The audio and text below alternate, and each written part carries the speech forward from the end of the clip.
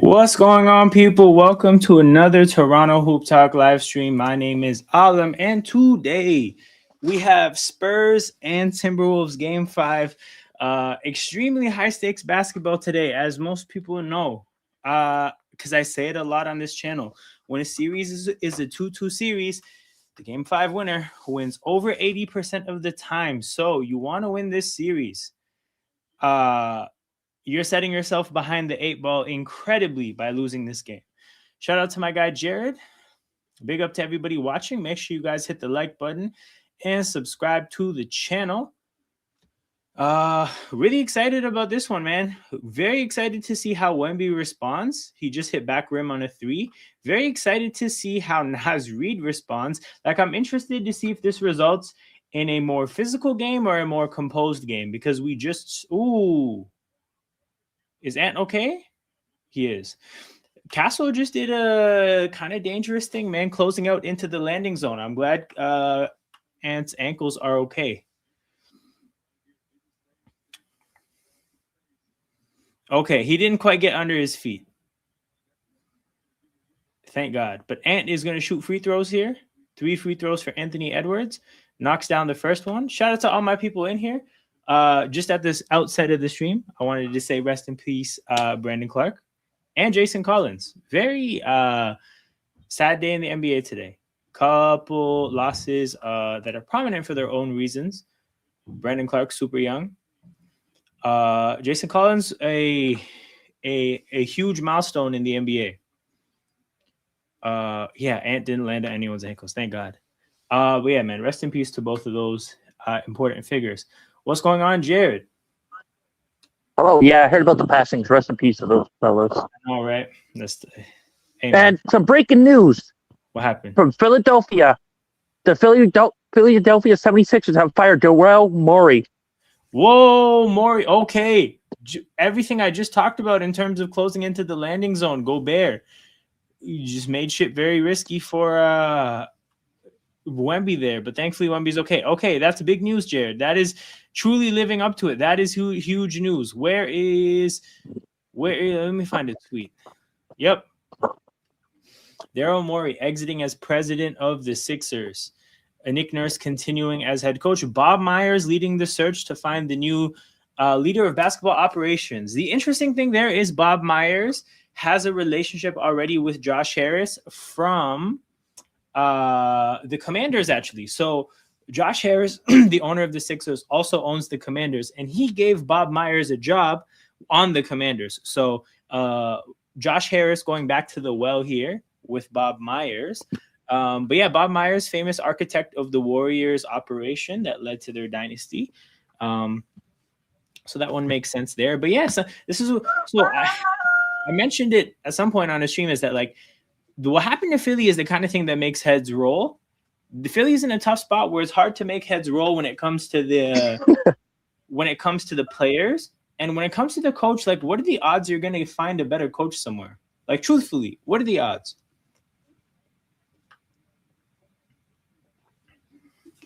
Also, I guess they're reviewing for a flagrant here on Rudy G.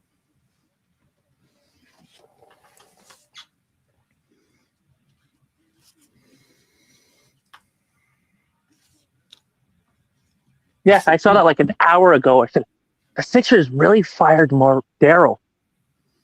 Hey, man. Hey. That guy... I knew it was going to happen. I kind of knew that was going to happen. But when they traded Jared McCann in the freaking trade deadline. Yeah, the Jared McCain trade is one that just keeps looking worse and worse and worse. You know, Jared McCain's shooting like 80% from 3 in the playoffs. You know how crazy 80% from 3 is? That's insane. Dude, but I saw the Lakers and Dodgers game. What a close game. What a good game. Yeah, I watched it. You know what's funny? I didn't watch any of the basketball until I saw that it was close with a minute and a half to go. It was like 1:15 in the morning. I was in bed. I was like, you know what? Let me go downstairs and catch this game. Lo and behold. What a game. It ended pretty good, too. Mm-hmm. LeBron had a day. Wemby made his free throws. I mean, he made a free throw and then got the putback. Then apparently I saw a stat for LeBron in eliminated games. He's 33.1 points per game. Damn. Hey, man, it would be weird if that was LeBron's last game, but it might be. Do you think he's going to retire? I think Stephen A. Smith said he might be going to the Knicks. To play his last year. Great pump fake from De'Aaron Fox there. Imagine that. LeBron James, Jalen Brunson, Cat. I wonder if he would take a pay cut to do that. If not, I wonder who's tradable. Like, who would you trade? I'm trying to think of the Knicks. Who would you trade in a sign and trade for LeBron? Mikal Bridges? I don't know. I think it would have to be Bridges. Yeah. I don't think you can. OG is playing too well. Oh, Wemby hits the three. OG is playing too well and is like young enough, right? I don't even know if the Lakers would want Cat. Cat and Luka and Austin Reeves might be the worst defense in the history of basketball. And then the Cavs beat the Pistons yesterday. Hey, man, the Cleveland Cavaliers, home court demons. Speaking of home court demons, Spurs just opened up an 8-point lead. What's going on, Sai? Okay, we'll learn what's going on later. But the Spurs are going on a run here. I think it was 5-2 Timberwolves. This is kind of crazy, though. All of our teams are in Cancun now. I know, right? This is a Mexican YouTube channel right now. What All good, Aram? Sai? What's going on, Sai? All good? Yeah. Gerard, all good? Yeah, you're all good. Yeah. You're Yo, good. if you guys signed and traded LeBron to the Knicks, who would you want from New York? Ooh, good question. Because Stephen A. Smith said on one of his episodes, he said he wants LeBron James to the Knicks. That would be very interesting. Because again, I Oh, don't wait. think- Whoa. Stay. One minute. Did Stephen A. Smith say he want LeBron at Knicks? Yeah. Yeah, I Why saw a did- post of it. I didn't see that because I'm surprised. He hate LeBron. That's true. That's true. This is maybe him Because- baiting. I don't know.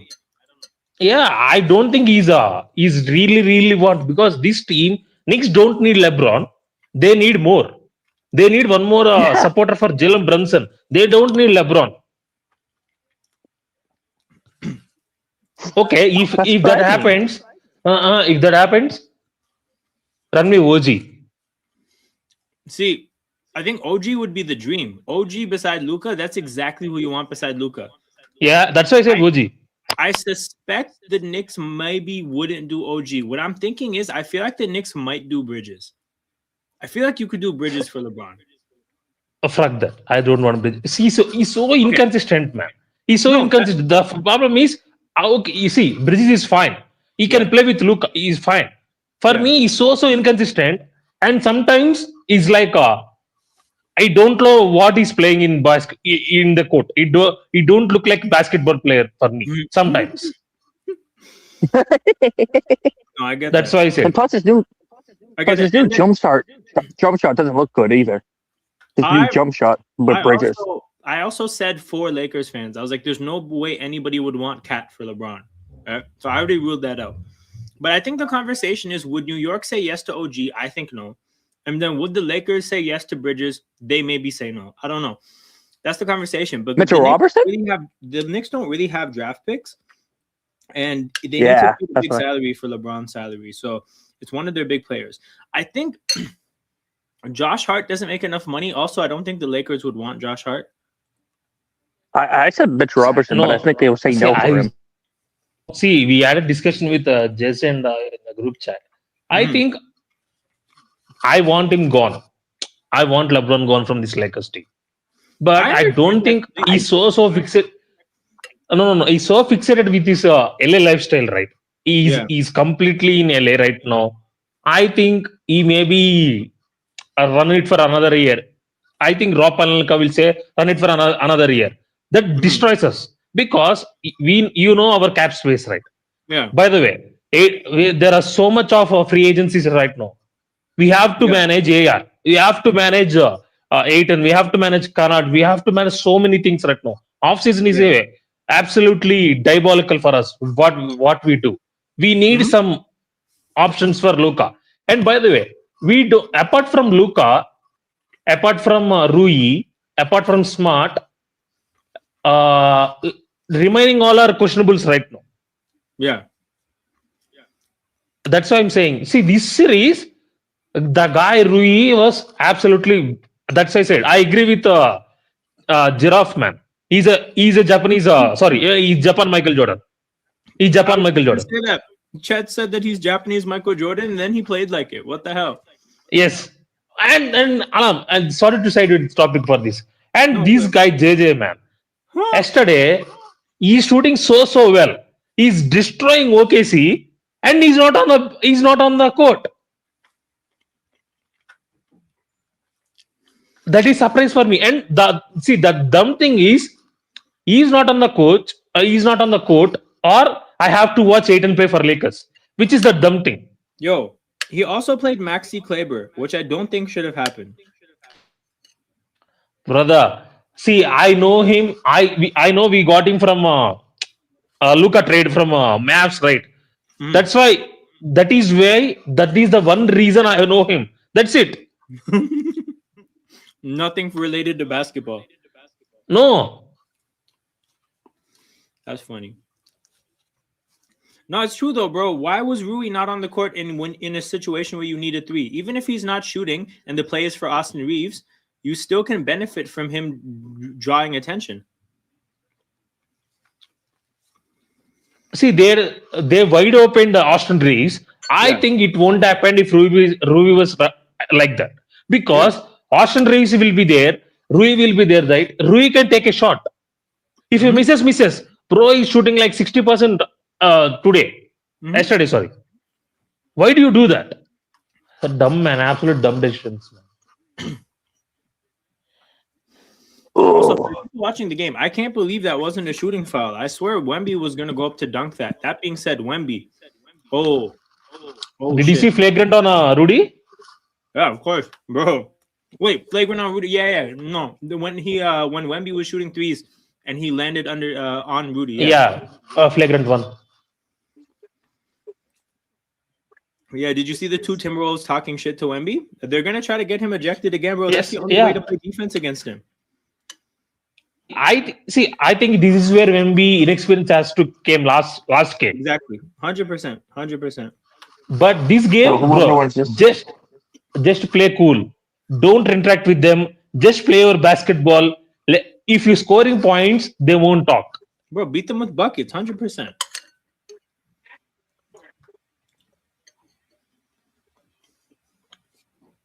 This is where he's doing, man. Come on, man. Alien. I need alien performance today. Come on. Good pass out of the double team. Wemby gets the ball from 3. Bro, he's on fire. Wemby's actually trying to... He did this for the haters. He showed up to silence the haters today. The Spurs won't make it past OKC. Him getting rejected and then playing like this, that's hella aura. That's great for the aura. Gerard, don't say like that, because I think OKC's toughest opponent is Spurs. If they beat Spurs, I think they will win the championship. That's it. That's what I think too. Yeah, I don't know. I don't see the Knicks beating either the Spurs or the Thunder. Like, I'm not saying it's going to be a sweep. No. I just don't see New York winning 4 games. I could see them maybe winning 3 games. Like, I see them making a series out of it, maybe. But I don't have it. I just can't see them beating either of these teams 4 times. All you have to do is get your scrub goal and lean into Wemby knee with contact. This is the other way. I mean, of course, getting him ejected is one way. This is the other. Either ways of stopping Wemby involves getting him off the court. Nasrid hits a 3. Yeah, get those tiny legs. Get his little tiny legs. His skinny legs. This is that Greg Williams, New Orleans Saints Bounty Gate shit. For those who don't know, look him up. Greg Williams, Bounty Gate. So I wonder now if OKC, if it's gonna be OKC and San Antonio, what's OKC gonna put on? Wembanyama, Chat? That's the matchup, yeah. Lanky boy against lanky boy. That's gonna be a fun matchup though. Chat versus Wemby. Bro, that whole series is gonna be fucking lit, provided we get there. San Antonio just has to handle By the business. way, did you see the ESPN post about how Anthony Davis gets traded for every first round pick in his career? 100%. Yo, Gio, When I the haven't watched the second of Cavs Pistons. Is that shit going to 7 games? I feel like it's going to 7. Bro, I watched it yesterday. Donovan Mitchell in the second half. Yeah. Bro, that is Michael Jordan shit. I'm telling you that is pure Michael Jordan, pure Kobe. Bro, that performance in second half, 39 points, man. 39. I watched it. Bro, see, I don't know what these Cavs are doing at home, man. See, at home and away, they're two different teams, by the way. Literally undefeated and winless in the two situations. And before that game, James Harden came to the clutch for playoffs. Ooh, what a surprise. Yeah. See, I'm telling you, this if Cavs play like this at Detroit, they can go to conference finals. Question is, are they capable of doing that? Because, bro, their home away shit is insane.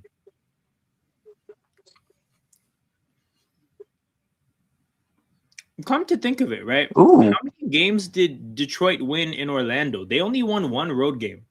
We're talking about two teams that have only have a combined one road win in the entire playoffs. That shit's probably going to 7. See, I think the next game is Detroit, right? Yeah, Detroit. Yeah, next game is Detroit. Last game will be Detroit. Yeah. That means if Cavs wins next game, that will be big game changer. Yeah. Cavs has to win next game. Winning a road game in this series is literally a series changer. Doesn't matter when it happens. Like, that's a series altering moment. So there's one WNBA game that's on. It's Dream versus the Wings. Dream against who? Angel Reese versus the Wings versus the Dream. Oh, okay, true. A lot of headliners in that matchup. Step back 3 and Paige Beckers. Yo, I'll be Paige honest. Beckers versus Angel Reese. I did not know Ant was going to be hooping like this off this injury. I thought he would have come back to play, but he would be like 50-50 or something, right? This guy's fucking playing amazing right now.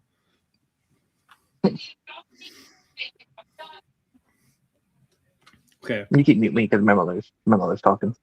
I'm gonna go upstairs and get some water. I'll leave you guys to the stream. Have fun. Oh, I'll be back Tempo's tomorrow. Tempo's tomorrow.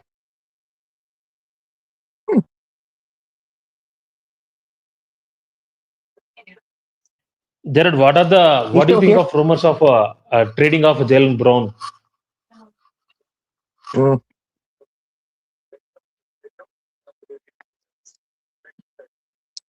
If it happens, it happens. Do you want him gone or you want him to stay? I want him to stay with Tatum. That's like the best duo for us. Okay, if you want to trade him further, what options are you looking and what do you want? I was thinking of Giannis, but I don't think the Bucks want Jaylen Brown.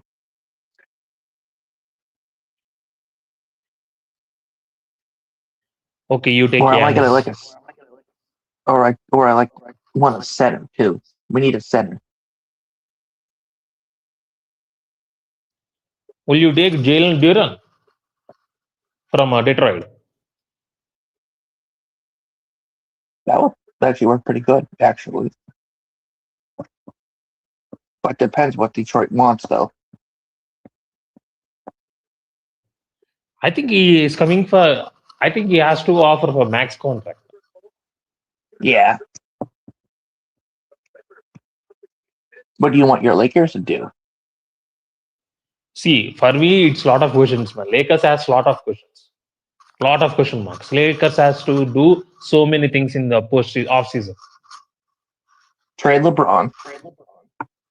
See, I don't think trading is the best option. There is nothing we can You get just let from him trading walk. LeBron though. There is nothing. Okay, give me the scenarios where we can trade, where we can get both sides win-win. True. I don't see that happening, by the way. Nowhere near that. I Did don't you see hear that the happening. Sixers news today? Sorry? Did you hear the Sixers news today? Sixers news. What happened? Daryl Murray just got fired. But it's too late. That guy gift wrapped Jared McCain to NBA, Jared McCain to OKC, man. Too late, dumbass. Yeah, He has been dumbass. they just fired him today. Jared McKean's shooting 80% in the playoffs.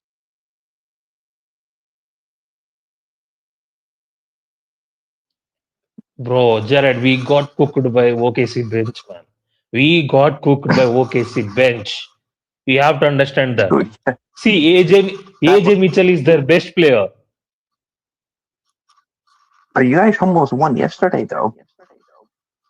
See, almost. See, that is not enough. We played extremely good yesterday, by the way. But one dumb decision from JJ Redick cost us. Yeah. I don't know why he benched Rui. See, that is, I said, what is more dumb? JJ not putting Rui on the court, or I have to watch Rui on the Lakers team. So, not Rui. Aiton as playing for Lakers. I would have put Rory on the floor. And by the way, Alam, did you see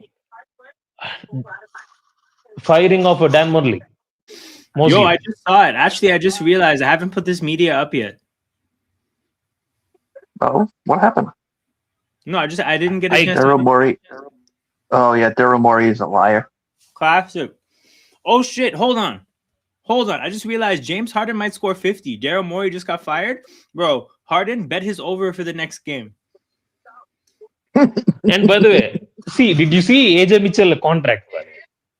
Yeah, bro. AJ Mitchell's on like a record label contract. You know, like a struggling musician that's making like no money. He's on that type of deal. Bro, he's on $3 million a year. Yeah, bro. Him. Bro, fucking Aiton getting 11 million a year. 11 million. Bro, we just can't be having this, man. Fucking Zion Williamson, 32 million a year for nothing but mental health issues.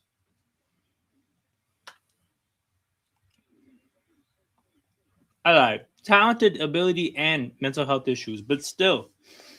Bro, see, with Zion, yeah. if he's fit, he's one of the best players in the NBA. No, I agree. He has the talent. Yeah. He has the talent, but the fit, that is the problem for me. Bro, last season, he's fit for so many games. I want to see that more. No, they need to get him. They need to help him regulate his dopamine hits, right? Between the food and the porn, bro, it's just too many dopamine hits. Bro has to just like regulate his brain chemistry a little bit. He'll be fine. But I agree with this Gio comment. I was curious what you thought, but bro, I think it's going to 7, and one team is considerably more experienced than the other. I fucking don't want Cleveland to win. Go Pistons, but shit. If they want a Desmond Bain type return for Derek White, you're going to be shocked at the high price for Jaylen Brown. Well, you guys were talking about Jaylen Brown? I asked Jared that if he's okay for a Jaylen Brown trade. Oh, I mean, the answer should be no, but it might happen regardless. Okay, look, good for Minnesota, man. They got back in this game. Cornette underneath the basket, but it's not going to count. Another charge drawn by Terrence Shannon Jr. One thing with these T-Wolves, right? They always comes back from difficult runs, man. Yeah. They can be 10 down, they can be 12 down. They can easily flip that. That's the thing about Minnesota, bro. They never quit. Like, you can never defeat Minnesota in the middle of the game because they're just going to keep going and going and going.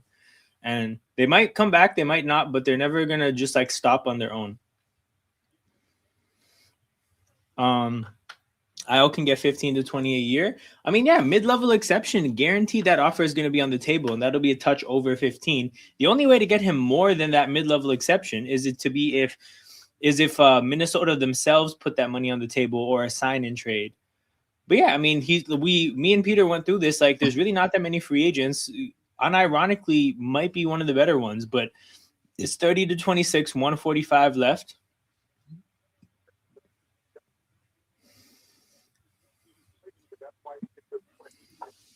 I said the only way we trade Jaylen Brown is probably for Giannis, but I don't think that's going to happen.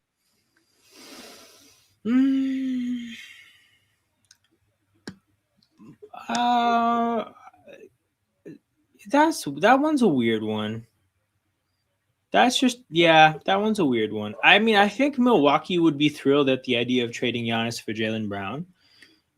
I think Giannis is the kind of value, like in theory, what Giannis could be is the kind of value that Boston would want if they were to trade Jaylen Brown. But I think there's some practical issues to deal with here. Like Giannis is fit in Boston, which I'm not saying for sure isn't there. I just think it needs to be explored a little bit more because I have some questions. Yeah. And then the other thing being Giannis's age and health, dude, I swear to you, I don't think that whoever trades for Giannis is going to be happy with it 5 years later. I'm not saying it's going to be the Paul George situation in terms of outcome, but I think it could be a Paul George situation in terms of regret if you really just go above the odds, like over the odds in terms of what you trade for him. Like I would be scared if my team was in the Giannis sweepstakes. Oh, Jaden McDaniels slots Wemby right in the face. With Giannis, is right. It's so risk option. There is no high upside for it. Yeah, it's only 1 or 2 years. That's it. No, so I agree. I feel like the fit is right for Giannis. Like if Giannis could draw up a situation, he would draw up a situation in terms of spacing, right? In the spacing environment that exists in Boston. What I'm thinking is more like their stubbornness with how they play is ridiculous. And I just wonder if what they experience is going to make them budge. Because I kind of think that if they were to trade for Giannis, so if they put him beside a 5, okay, this is, I guess, how to look at it, right? If they put him beside a 5, you now have 2 players, presumably, that aren't suited to play your 53s a game ball. So then do you switch away from 53s a game? If they do, then they're in a good spot. I don't know enough to say with 100% certainty that, yes, they would make that pivot. Now, and then if you play Giannis at the 5 because you want to put 4 people on the floor that can just put threes up, I don't think Giannis is a 5. So that's more what I'm thinking about in terms of fit. Because, if you just decide, hey, play normal basketball, forget this 3-pointer shit, add Giannis to a team, shoot the threes as they come, it's a great fit. Oh, my Texans speaker will be released May 14th. Yep, Thursday, 8 at p.m. 7:00 p.m. in the NFL. Cowboys Eagles on Thanksgiving is lit. So confirmed opponent for the 2026 season include home games against the Cowboys, Giants, Ravens, Bengals, Bills, with road games at the Eagles, Steelers, Browns, and Commanders. Oh boy. Damn, Mike Conley. My team plays your team this year. Mike Conley, you didn't have to jump up like that, man. Come on. Yeah, Eagles versus Texans. Yep. But it's in Philly.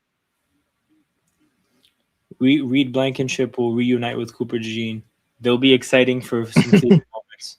Ooh, Naz Reid bodies Wemby out of the way and lays it in. If it was in Minnesota, the crowd would go crazy. Naz Reid is such a good player, dude. It's unreal.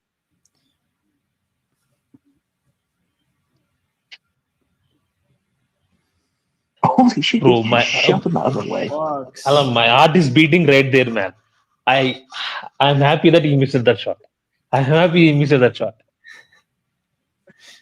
Dude. I bet on under 64. Ooh, 64 and a half, right? Yeah, 64 and a half. Yes. Yeah. Okay, shit. Damn. He bricked that for your money. That was big. By the way, I never thought this will be this high scoring. I know. Me neither. Well, yeah. This is the Wemby- first time this game is high scoring. By the way, Yeah, bro, fucking Wemby 18 in the first. Bro, it wouldn't have been high scoring if this guy didn't show up and decide to play like God. 18 bro, in I'm the telling first. you, he's coming for vengeance. He's coming for vengeance. By the way, Yo, well-rested Wemby, bro. He was in the locker room chilling, doing his stretches, doing his yoga and shit. You know, he's ready for today.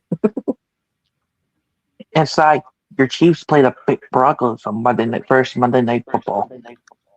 yes. And by the way, I'm really waiting to see the schedule, man, because I'm trying to go for 2 to 3 games this season. Bro, okay.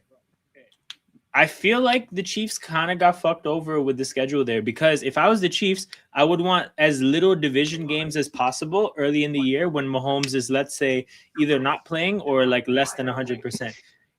Like, you know, Alam, you know you know this league, right? They want to fuck Chiefs.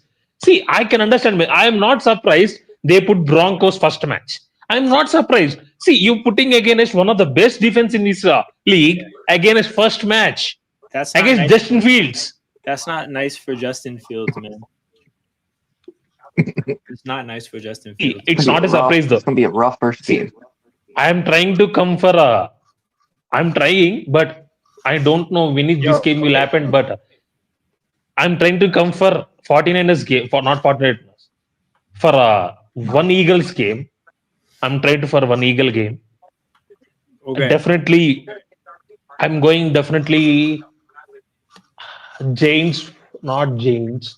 I have to see, but I'm going for definitely one Eagles game.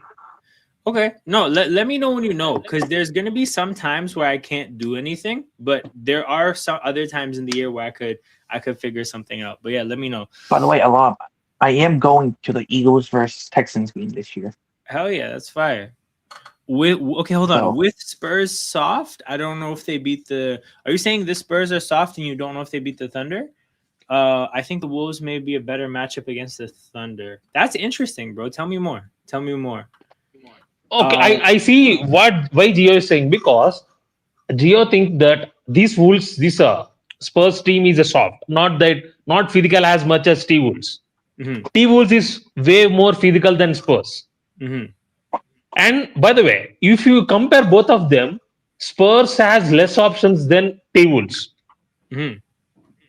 Regardless of injuries, they have less options. By the way, Yeah. Spurs has less options. See, if you stop Wemby, if you stop Pineapple, there is no one can take over that game. But if you stop in this T Wolves, yes, DiVincenzo is injured, but Ant-Man is playing. It is one like he's playing like right now. He's playing brilliant. Dusunu can score some points. Naz Reid, they have bench strength, right? Sorry, this is just a fun thing to call back to. But no, I can continue. Keep going. See, that's why I'm saying. I think I can understand why Gio is saying that, but I think Spurs find out OKC weakness. It is a good matchup. So For me, it's about physicality. I definitely get what you guys are saying, because yeah, Julian Champagny as a power forward is crazy, right? That's actually insane. So yeah, no, I definitely get that. And the thing about that is, like, a big part of what you're saying, I think, is related to the fact that Dylan Harper can only do so much because of his role. Because like I kind of think that if it was, because this is the thing, right? We all know Dylan Harper is going to be really, really good at some point, and we see confirmations of that, right? But he isn't that player yet. So it's like, if they had prime Dylan Harper, like, instead of De'Aaron Fox, I think it would be a different story. But at the end of the day, they don't. They have whatever the fuck this De'Aaron Fox is. They have Harper in a smaller role. And then, like you said, it's Castle and Wemby really have to worry about, because Devin Vassell, guys like Devin Vassell, Keldon Johnson, Julian Champagny, like, there's a lot of guys on the floor that will not kill you. So that part I definitely understand. But yeah, in terms of physicality, dude, like, if you think about how the Thunder start out, right? The fucking Chet and Champagny being the matchup at the 4 is crazy as Carter Bryant hits a 3. Carter Bryant, another player that, like, again, there's people who like him as a prospect. He hasn't really contributed much this year. This rivalry is probably going to be sick in like a couple years. Because you factor for the internal growth on the Spurs, you factor for the Thunder having to transition from some of the vets they have right now to younger players that they have to develop, which, you never know. That could result in some downgrades. It could result in upgrades. You just don't know. Fox from the corner knocks it down. 10-point game. Spurs up 10. Okay, is the game back on? Is the game back on? And then the other side of it is like Gio saying here, not only the Thunder are more experienced, right? That's the case. But a part of what comes with experience is understanding the value of this kind of dog shit. Like, Lou Dort is going to do something. Oh, my God. And one Castle. 12-point lead. Chance to become and Alan, by the way, sorry to cut you off, right? If you see this OKC series against Lakers, right? The 4 games, their best player is AJ Mitchell. Yeah. And he's not the first option, by the way. Yeah. He's not the main option. He's 6th option for them. Yeah. And if you see this OKC series, we got killed by AJ Mitchell, Lou Dort, Jared McCain. Yeah. And one Jared McCain and one more one. Giraffe. Yeah, of course. Yeah. Okay. Of course, Giraffe. The question I would ask Gio is that, like, what do you think has changed from last year to this year to suggest that the OKC Minnesota series would be any different than last year? I think OKC sweeps Minnesota. Is the fact that I saw this OKC team beat last year's Minnesota team in 5 games, if I remember correctly. And when I think about what's different with Minnesota, I don't know. Like, I genuinely don't know what. It kind of seems like it's the same team from last year. Well, yeah, okay. So there's like some changes. Like, Mike Conley's a year older. Dante DiVincenzo is not going to be playing. It's going to be Ayo Dosunmu, right? But neither of those things are positives. I'm trying to think. Oh, Ant was healthier last year. I think I might be wrong. There has to be. Maybe just try to behind the back pass. Oh, Terrence Shannon is going to be a plus from last year. Somebody else. Ches, bring out the brooms. Bring out the brooms. Oh, Jess, yes. See, the series is over. I said GG's. You can't do it here, Jess. Come on. Damn. It's done. Move on, man. Dude, but the bench in last series, the Thunder bench is way too good. Oh, Gio, by the way, hang out at halftime. I want to go through more pro comps with you. Because I know we did the top of the draft, and you said you more know later in the draft. But yeah, I'm curious. So let's do that at halftime. Harper. And by the way, forgot, I'm not here for a draft, right? See, right now, if you're Ruta, you're definitely going for AJ, right? I think AJ goes 1. No. I'm saying if I'm Ruta, I'm going for going to Washington and give whatever you want. If you have to go for AJ. No. So he's your homegrown boy. I agree. Right? So then this is my thing. If I'm Washington, I'm actually looking at it and I'm thinking, what's the ripoff that we want? So I'm wondering if you can go to Utah and be like, give me number 2 overall, Ace Bailey, and 2 more first-round picks, and see if they say yeah. Right? Bro, honestly, you said Ace Bailey. By the way, he's one of the key players. Huh? You said Ace Bailey. Ace Bailey is key player for them. They want to build for Utah. Bro, no. But here's the thing, bro. If they draft DeBonsa, then they have DeBonsa, Markkanen, Jaren Jackson, who, in my opinion, are all forwards. So if they keep Ace Bailey, I actually think that the room is too crowded. Like, so this is the why. If I was Washington, I would ask for Ace Bailey, because you can't trade Lauri Markkanen too much. Like, they're trying to be good now because they traded for Jaren Jackson. So they're not trading Jaren Jackson. They're not trading Utah. Like, they're trying to be good. See if you can get Ace Bailey. But they do see. But Utah doesn't trade Ace Bailey though. They want keep Ace Bailey and they want AJ though. Yo, that's awesome. They can fucking pick Darren Peterson if that's the case. This is the kind of negotiating I would do. No, I go for Caleb. I will go for see, this is where I struck right. Okay. If you are Washington, are you definitely passing on AJ? That means you don't see the talent of AJ. But okay, if you pass AJ, that means you trust Darren Peterson so much. Bro, here's the thing. Whoever is drafting number 1 overall is taking Debonsa, in my opinion. Yeah, but I think I don't see where Washington take Pattinson. I don't see that. No, I don't think so.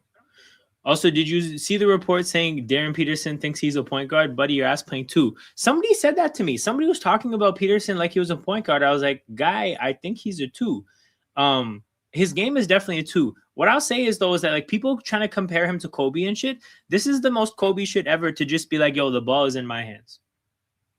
Period. And one more thing, Jess. Why are you victory lapping, man? Come on, you know the result before. You can't victory lap before you know the result, man. You can't do that. This is why, if I was Utah, I would 100% put Ace on the table for AJ. And if I was Washington, Ace is not enough. But I need Ace plus picks. That's why I was saying, if I'm Washington, I'm asking, give me number 2, give me Ace and 2 first-round picks. See what they say.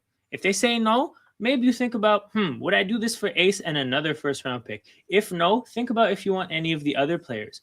But I would definitely ask for a lot, because this is the thing, right? A part of what you have to do in sports to gain an advantage is you have to take advantage of bad GMs and bad owners. It's a very crucial part of things, right? Like, yes, OKC is really good at evaluating talent, but an incredibly lopsided deal is still a part of the reason they are who they are. You need to take advantage of certain things. And yeah, like I just think that if you're Washington, how many more opportunities are you going to get to fleece an organization? Oh my goodness. This Utah team wants to take one prospect so badly for so many reasons. Let's see if you can go ask for something through the roof, beyond the realm of like reasonableness, and see what they say. So if I was Washington, I would ask. And one more thing, Jess. See, I know that what I'm saying was, see, I said this is because, you know, AJ is from Utah.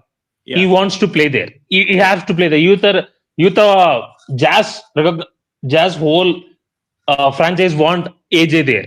I'm just saying, I'm asking what they have to do to get AJ. I know Washington will never do that, but I want to know that what they have to do for trade that number 1 pick. I'm asking options. That's it.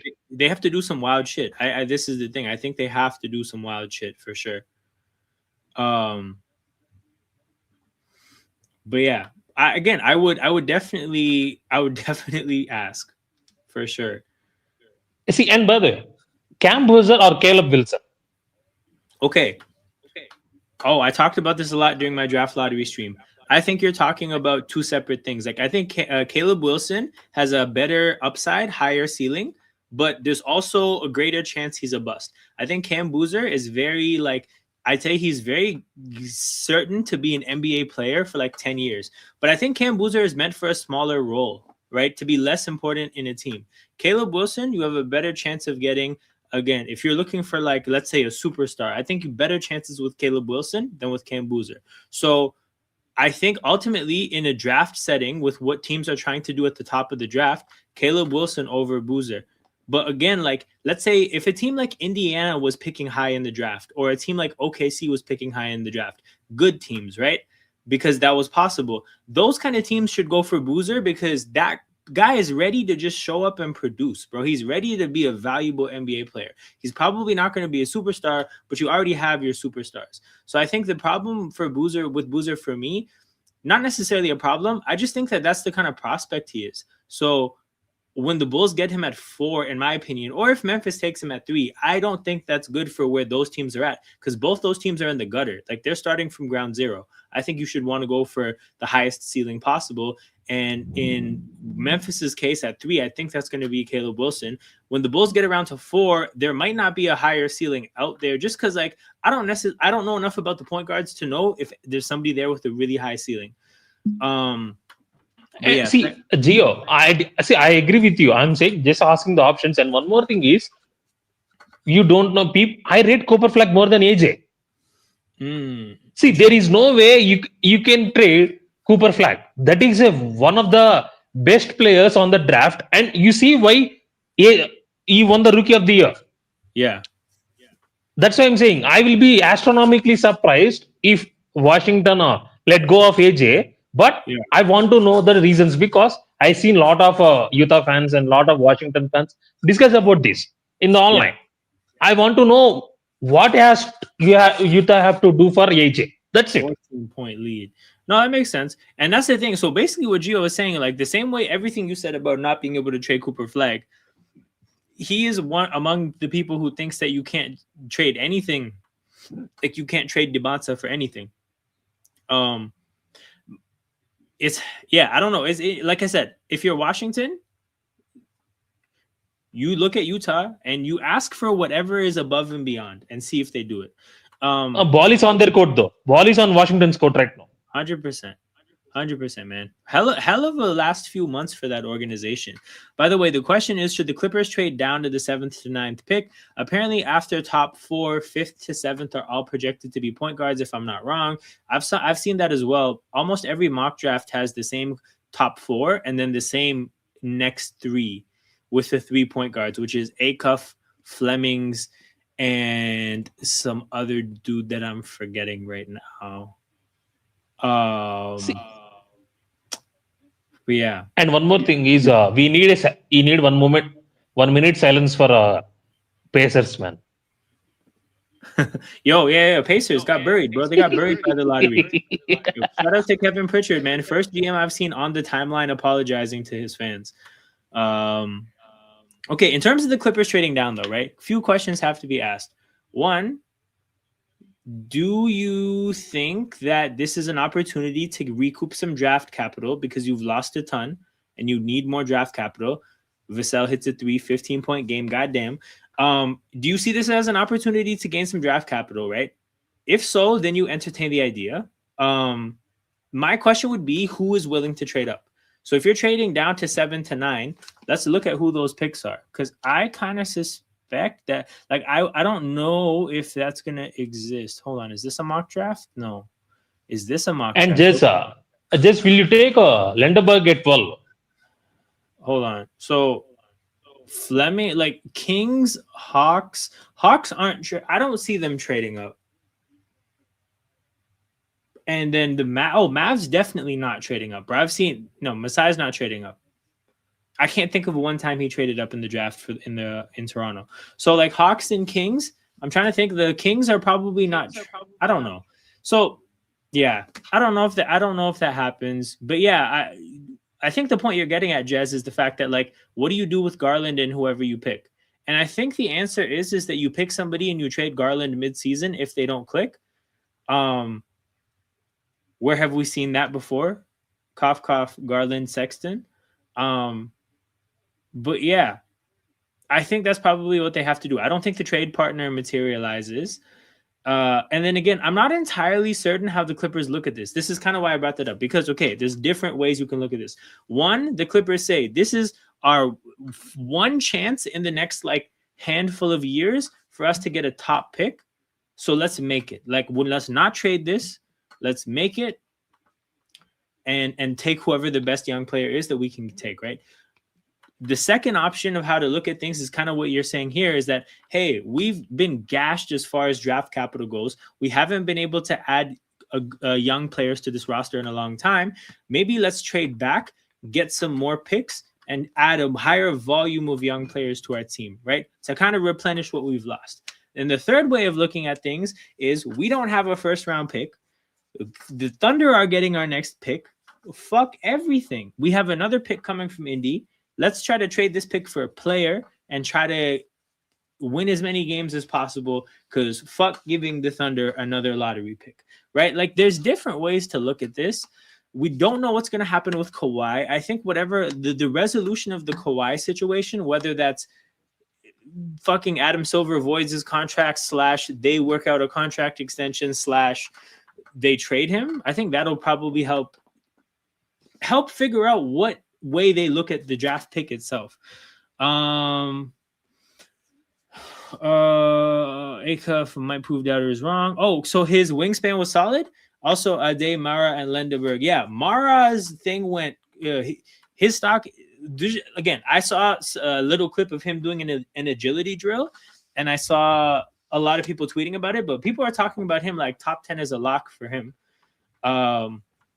Indiana Pacers. Would you rather have Ivica Zubac or Ade Mara? I don't know.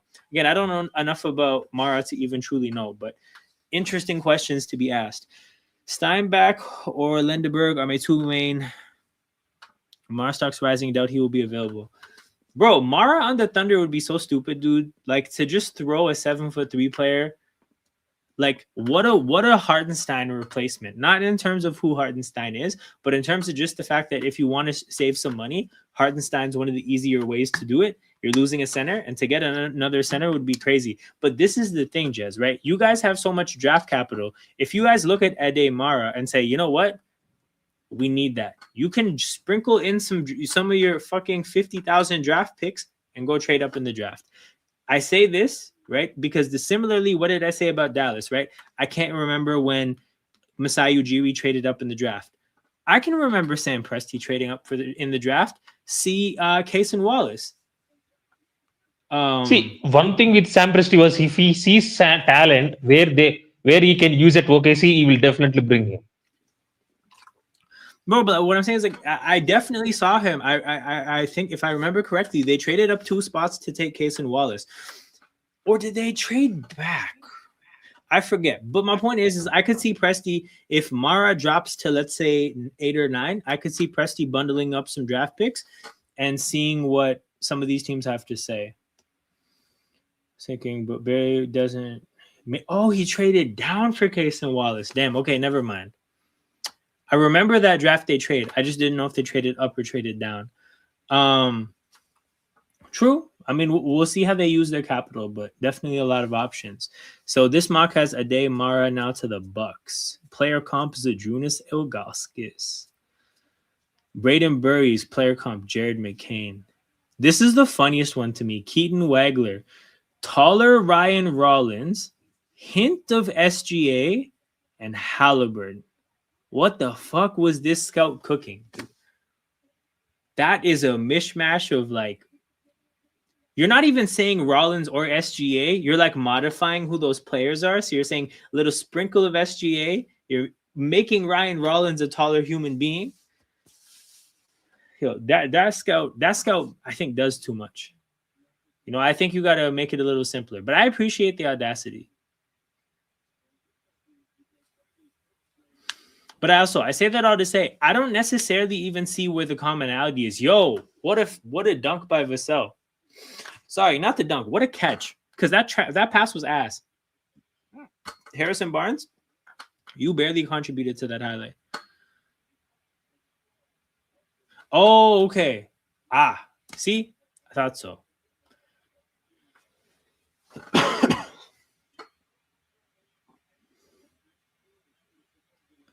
I thought so. I remember.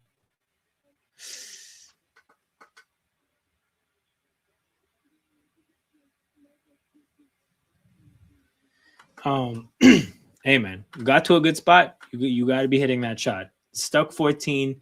Spurs have all the momentum. Everything is going well. That shot has to fall.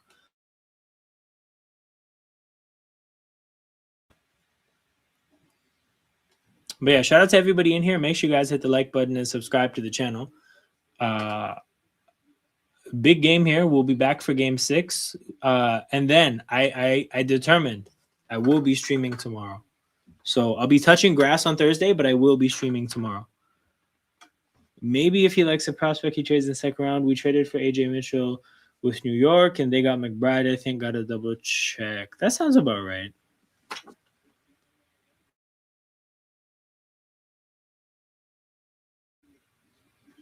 That sounds about right. Largest lead of the night tonight, 16 points for the Spurs right now. Great pass out of the double team. Naz Reid in the corner. Goes right at Wemby. He has to let that shot go at a really weird angle just to avoid getting blocked. That's Wemby tax right there. Keldon Johnson takes an offensive foul. Damn. Yeah, I don't know if this team needs Keldon Johnson, man. Once some of these younger players get better, this guy's the first guy to go. Hey, man. Shout out to Draymond Green. Keldon Johnson, the dynasty starts after you. See, by the way, off topic, did you watch Kevin Hart roast? I saw some clips, but I didn't watch the whole roast. I saw Draymond Green saying that Bro, I'm see, Draymond that Green, roast I don't was hit hilarious, threes. man. I don't hit three. I don't hit threes, bro. I'm Draymond Green. Alley-oop to Wemby, it's an 18-point game. God damn.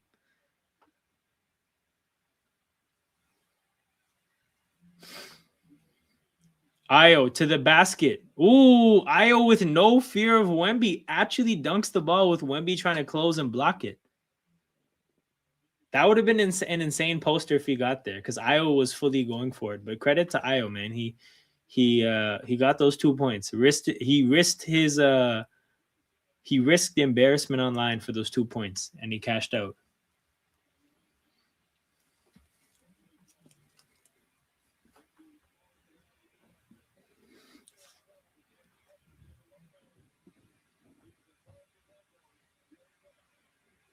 But yeah, man, the alley-oop to Wemby, too easy.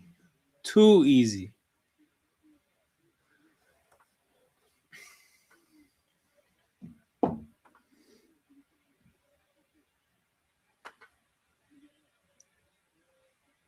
Is this Spurs crowd going ole, ole, ole?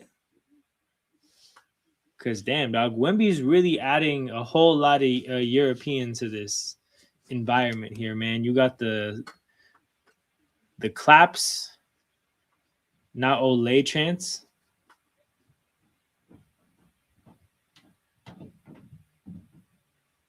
But yeah, free throws for Julius Randle.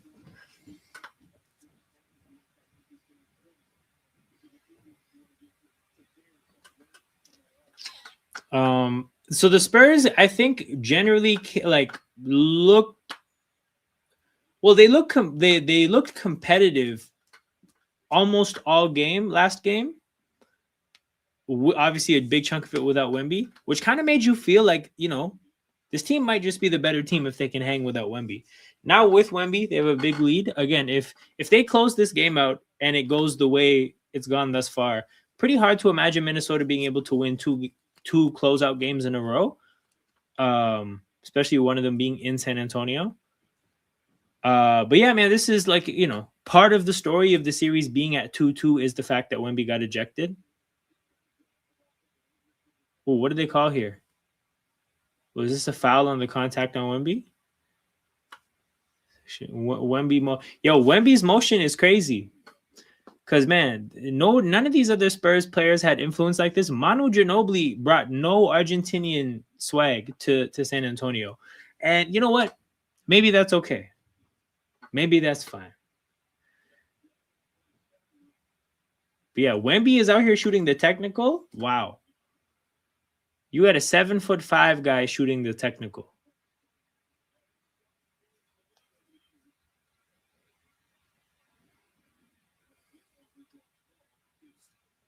That looked no, me too. The ejection was the right call. It was definitely the right call. But also, I think it was very essential for Minnesota to get that game. So it's like suspended. Ooh. You know what? Here's the thing. If that happens in February, I think you probably see a suspension for sure. I think they just don't want to fuck a series up for it. Like, I truly think that, yeah, you're right. That's probably a suspendable offense. And again, they have suspended for less. But dude, I just don't think they wanted to. I don't think they wanted to fuck a series up because I truly would have fucked a series up. And again, like I just you never know how these things factor into things, but this is the primary series left. Like Detroit Cavs is not moving the needle for the average fan. People are here to see Wemby. Like Wemby is he's keeping the lights on for these TV ratings. Yeah, bro. They didn't want people to talk about this series like, oh, whatever happened. Like if the Wolves win or whatever, it's like, oh, it's because Wemby missed the 6 quarters of this series. Like To me, the funniest part was more just more when he was asking Harrison Barnes, like, yo, what does that mean? Oh, I'm ejected? Fair. Because, and the reason why I thought it was funny is because, bro, if you watch that shit, right? He's sitting down.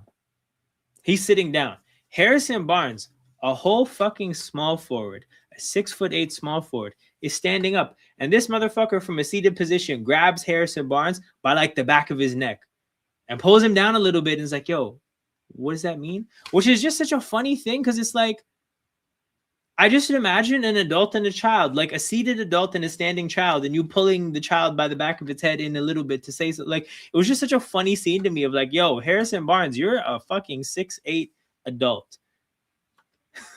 Like, that's a crazy.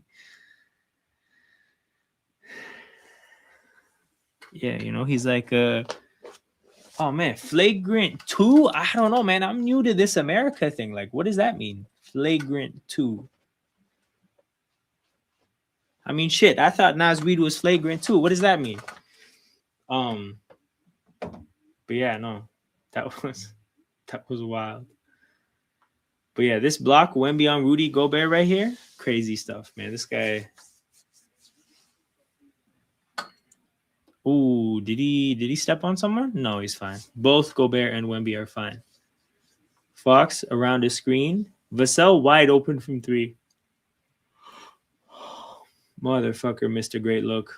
Offensive rebound, though. But that guy missed a great look. Fox trying to get past Ayo. Gets around him. Ayo did a great job competing there, though. Right to the very last second. Just didn't make the layup easy.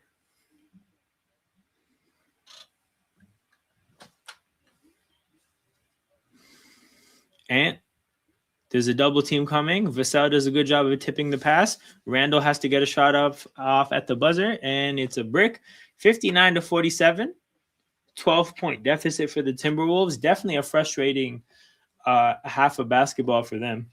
You can see it in Julius Randle's body language. But yeah, dude, they're shooting 31% from 3, 41% from the field. Whole lot of bricks being laid on that side of things. That being said, you know, Wemby has 21, only had 3 points in the second quarter.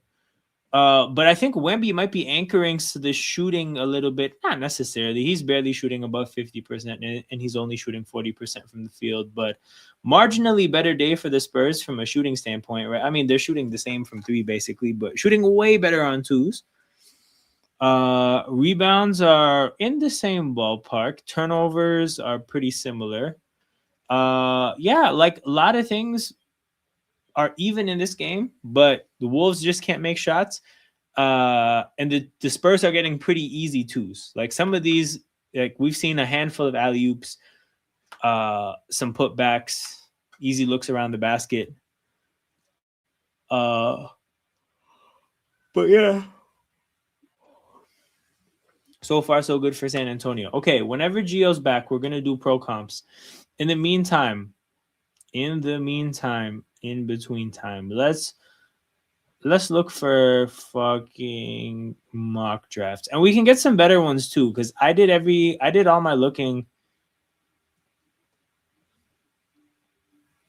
I did all my looking right after the lottery and then the night of. One trade idea for every. Ooh, that's a fascinating article.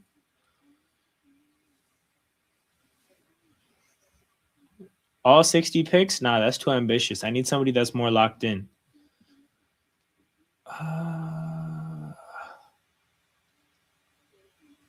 3 hours ago? Okay, let's tap in.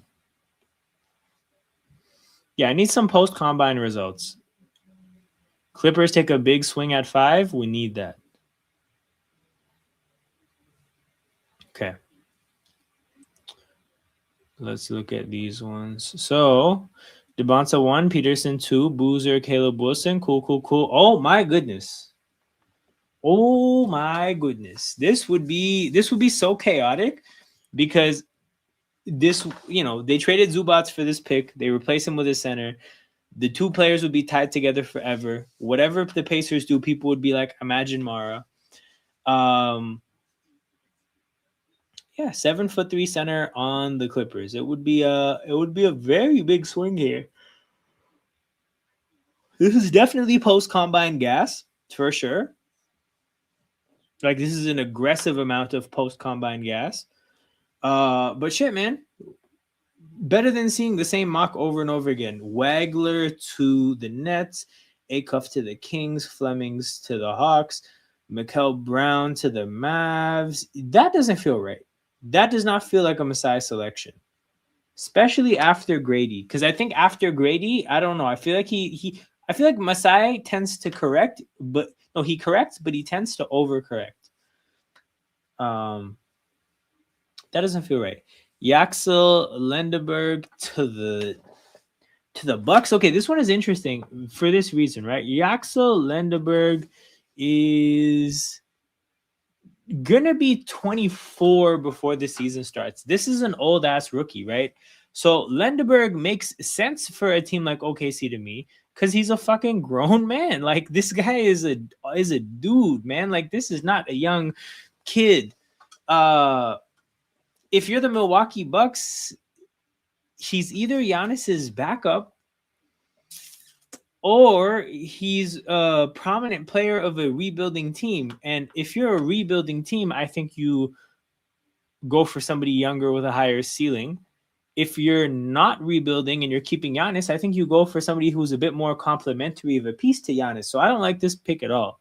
Braden Burries to the Warriors. Man, this would be, not to say he's Jordan Poole, but this would be trying to fill that void, I guess.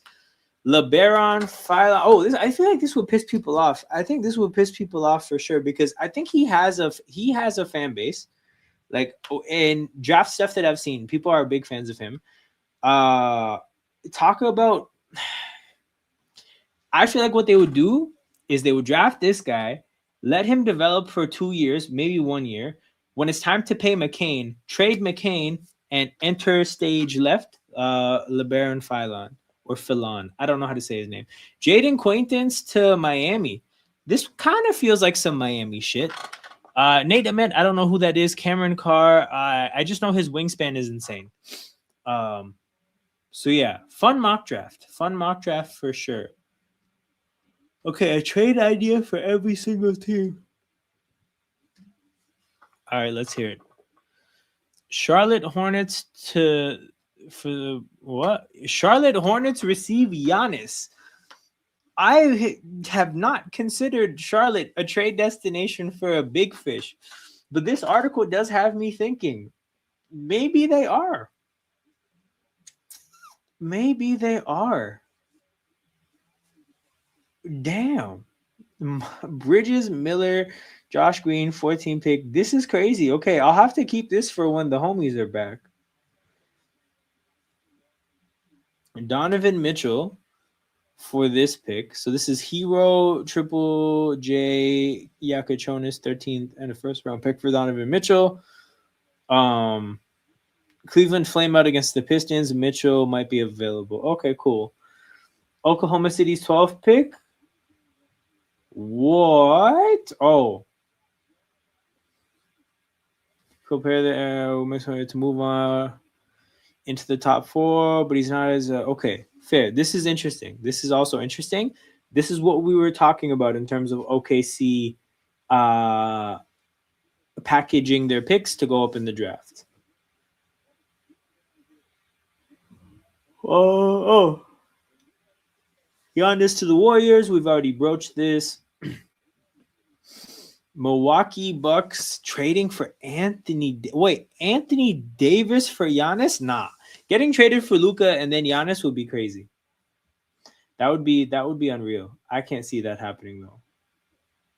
Yeah, I don't know. Oh shit, Milwaukee gets AD and the number 1 overall pick for Giannis and 10. This is too crazy of a trade, but I like how crazy these trades are. Definitely gonna run these back with the homies. Kyrie and the number 9 pick to trade up. Okay.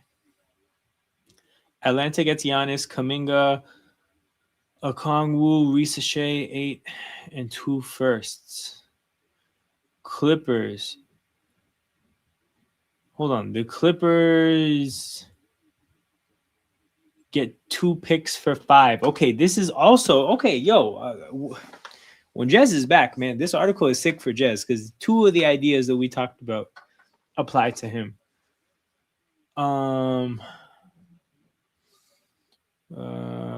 Okay, no mention of Kawhi. Bulls getting Ja Morant. Ja Morant in Chicago. My goodness.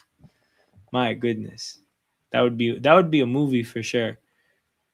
So the Bulls in this situation get Ja. Oh, it's a trade of 1 spot. What? Why the fuck does Memphis? This shouldn't be a salary dump. Hell no. Handful of future first and seconds. That makes sense. And then the last one, no, that's I like this article. You know what? A lot of outside the box thinking. Ton of it. So I will say I'm a fan of that article.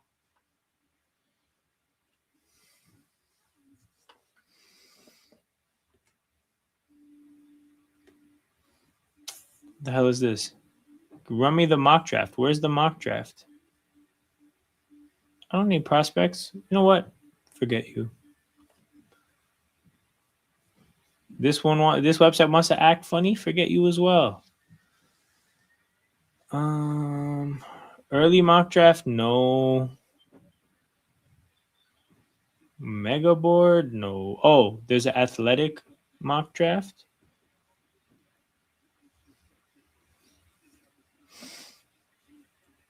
Oh, this is from 2 days ago? No, thank you. Already read it. Okay, let me go to the first page.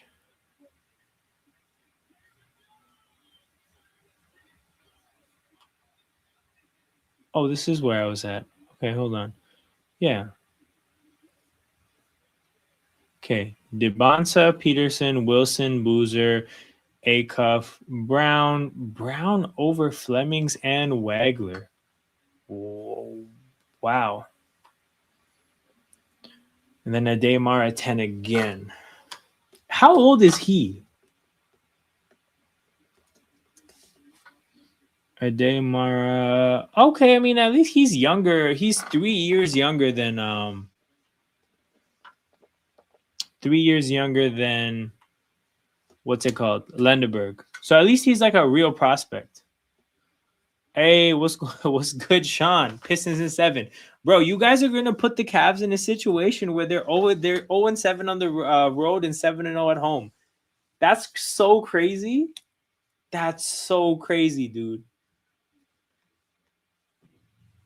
That's maybe one of the weirdest playoff teams. If they finish the playoffs undefeated at home and winless on the road, bounced in the second round.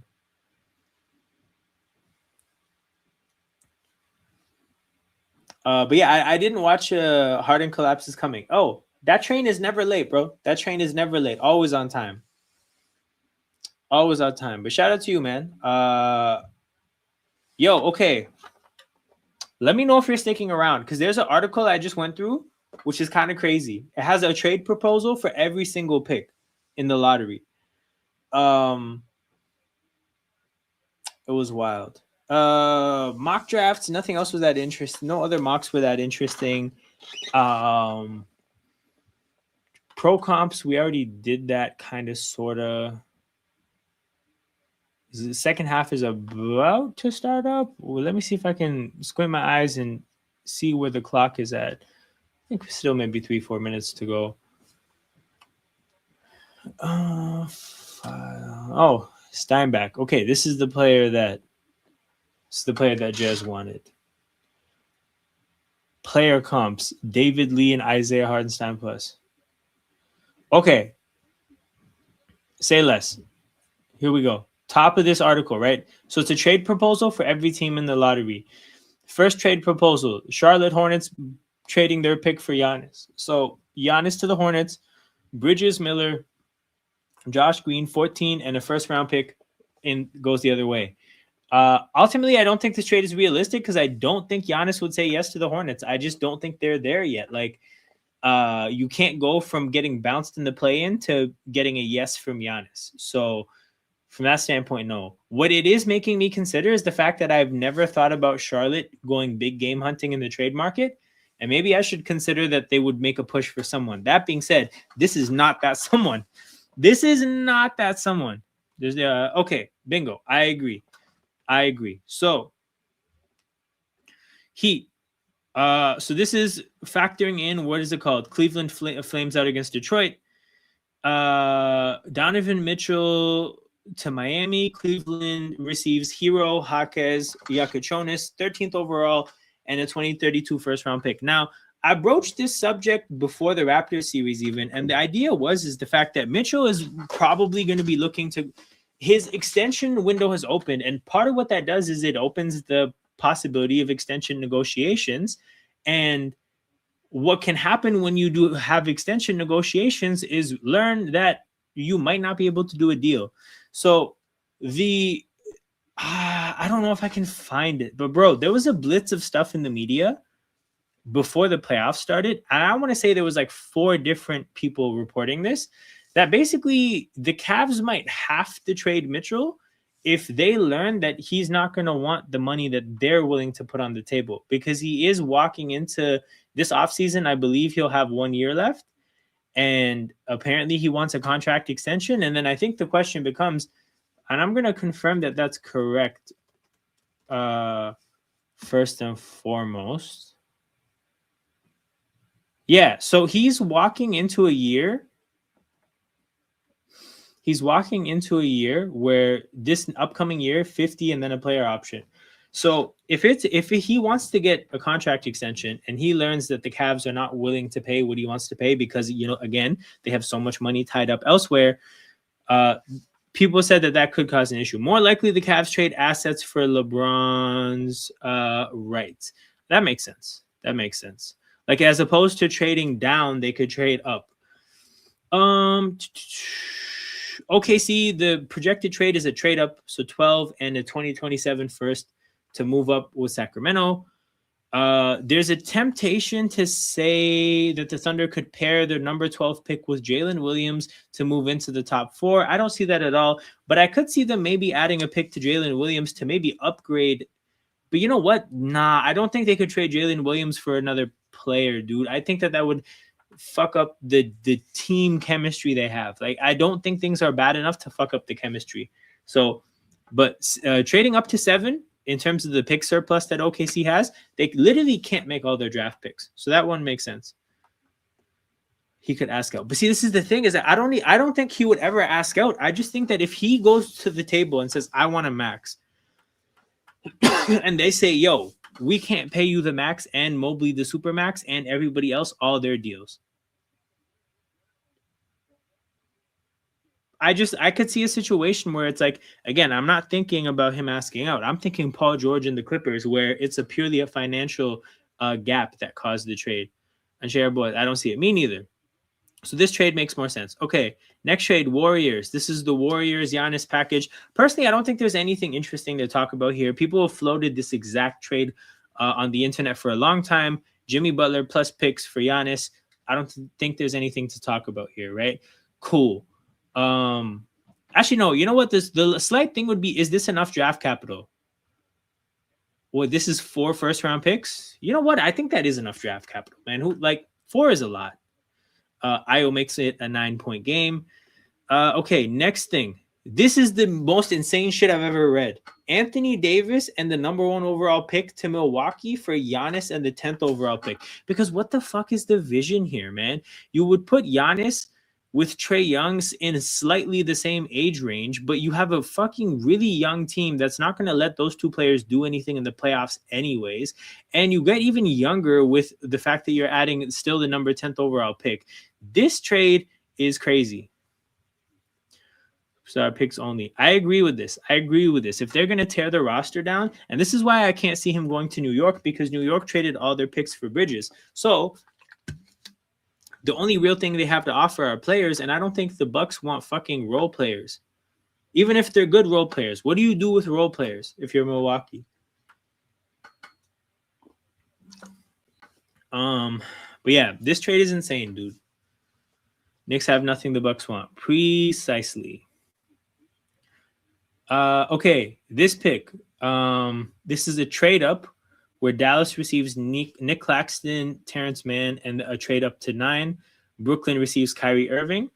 I have no fucking idea what this would be. Kyrie and Michael Porter would make for one of the most explosive offensive duos in the East. What? Now, again, I do think that the Nets are probably going to want to try to be good because they don't have their own first-round pick next year. So, sure. But, like, Brooklyn trading out for Kyrie would be insane. I cannot see this happening at all.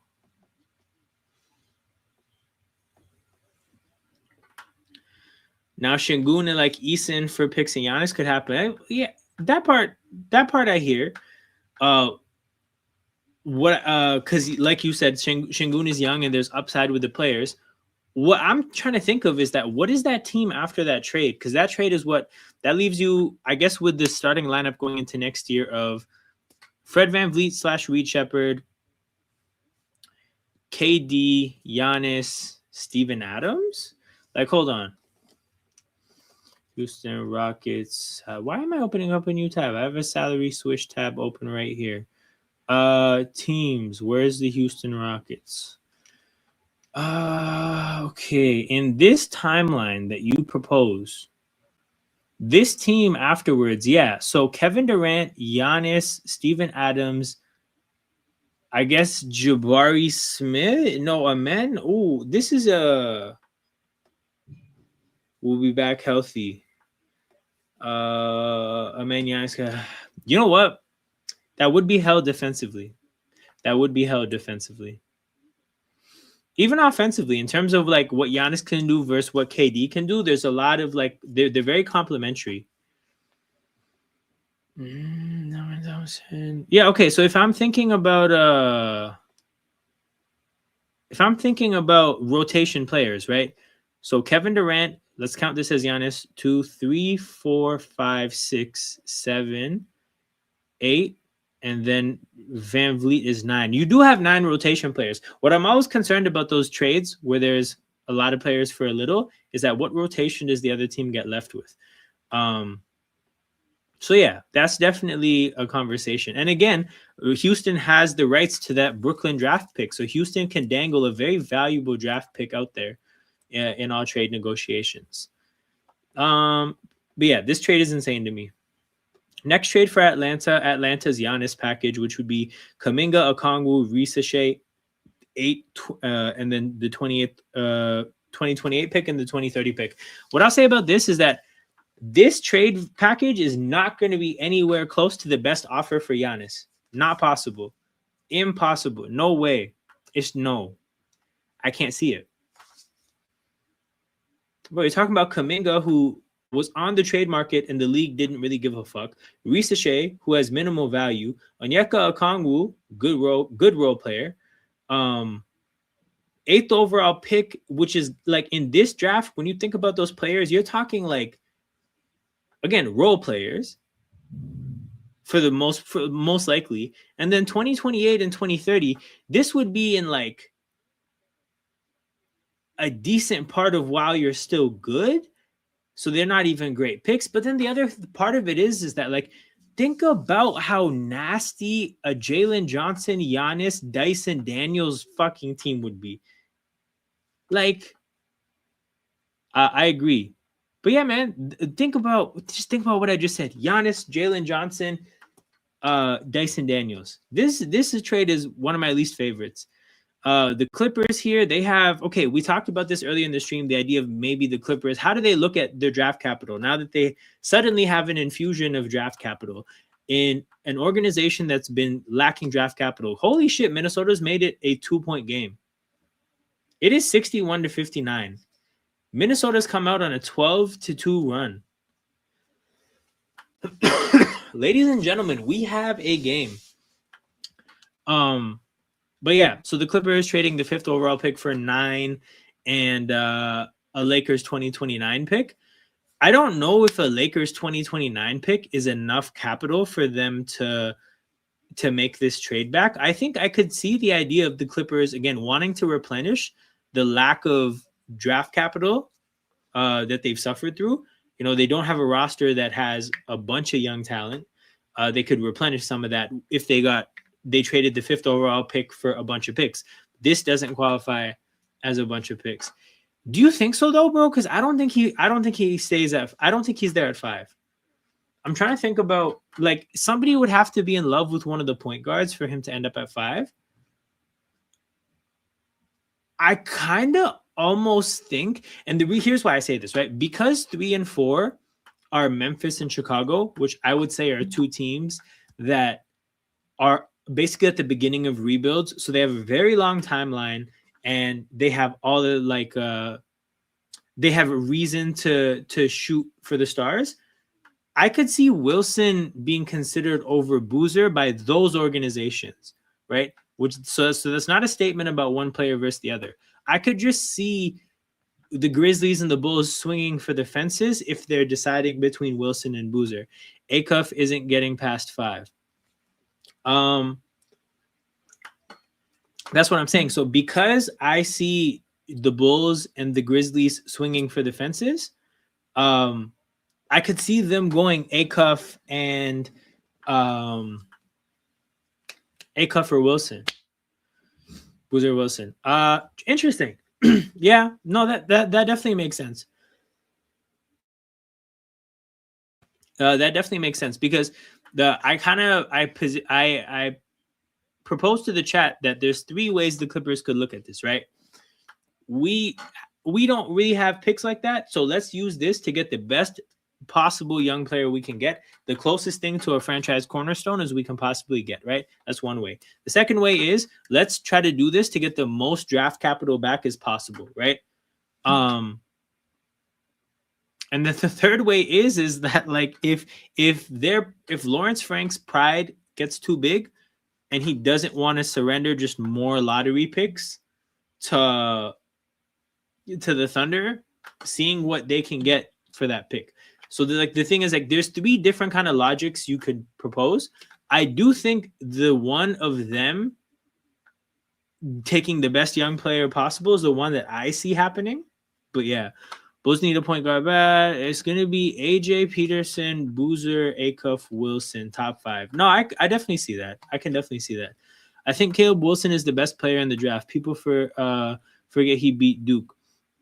Dude, this is my thing. So my mock up to this point, personally, if I had to do one, has been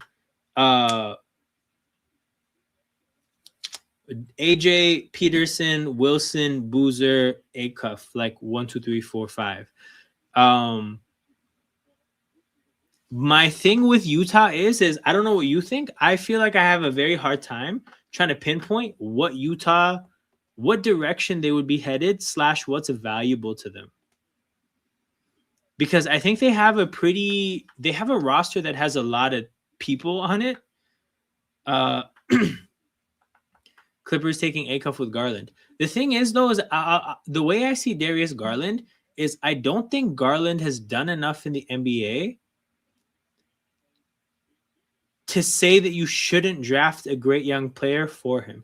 Because between the injuries and the defensive concerns, like, I don't think Darius Garland is a tie game, crazy. But I don't think Darius Garland is the kind of piece where you're like, fuck, we can't draft Acuff. We have Garland. Like, of course, it's not a great fit. Definitely not a great fit. And I think it definitely puts you in a situation where you have to trade Garland. But, bro, like, I'm not looking at Darius Garland and saying, buddy, because of you, I can pass up on a great prospect. Like, nah. We have to draft BPA and shoot for the stars in terms of going for ceiling.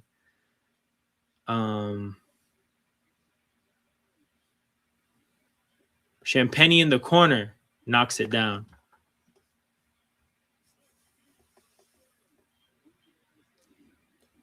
I don't think you're drafting him to come off the bench. I agree.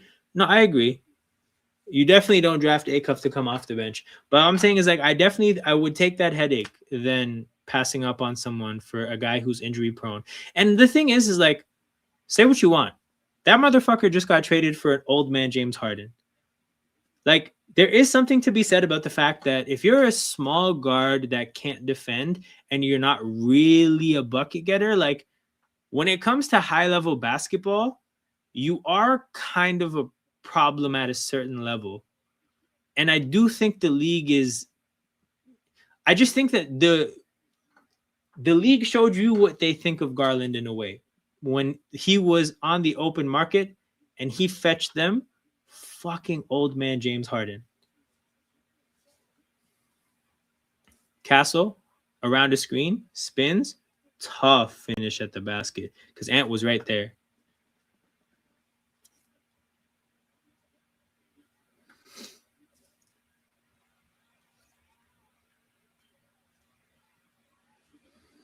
Randall. Are they running a zone? Hold on. What a block at the basket, man. Kelton Johnson blocking Rudy Gobert. Rising up and swatting that 7-footer. And the ball stays with San Antonio.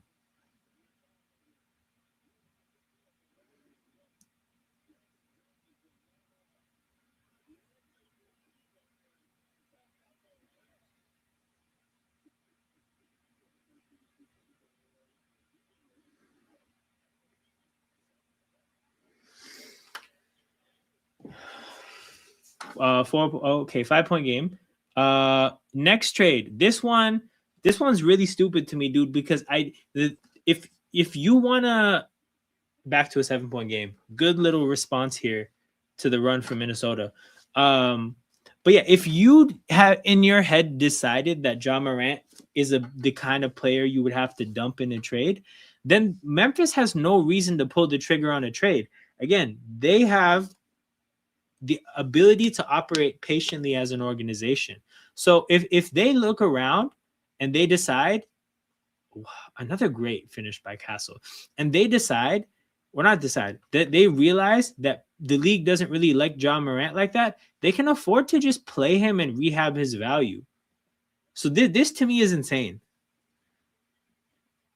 That trade feels like a trade Chicago would make desperation for a star. No, but here's the thing, bro. Chicago gets the trade up in these situations. They get Ja and they move up one spot in the draft here. Like, this is looking at it like you have, if you're Memphis, this is an opportunity to dump Ja's contract. Bro, Keldon Johnson, man. What a run. Had the block on Rudy G. He just had that moment there. Keldon fucking Johnson.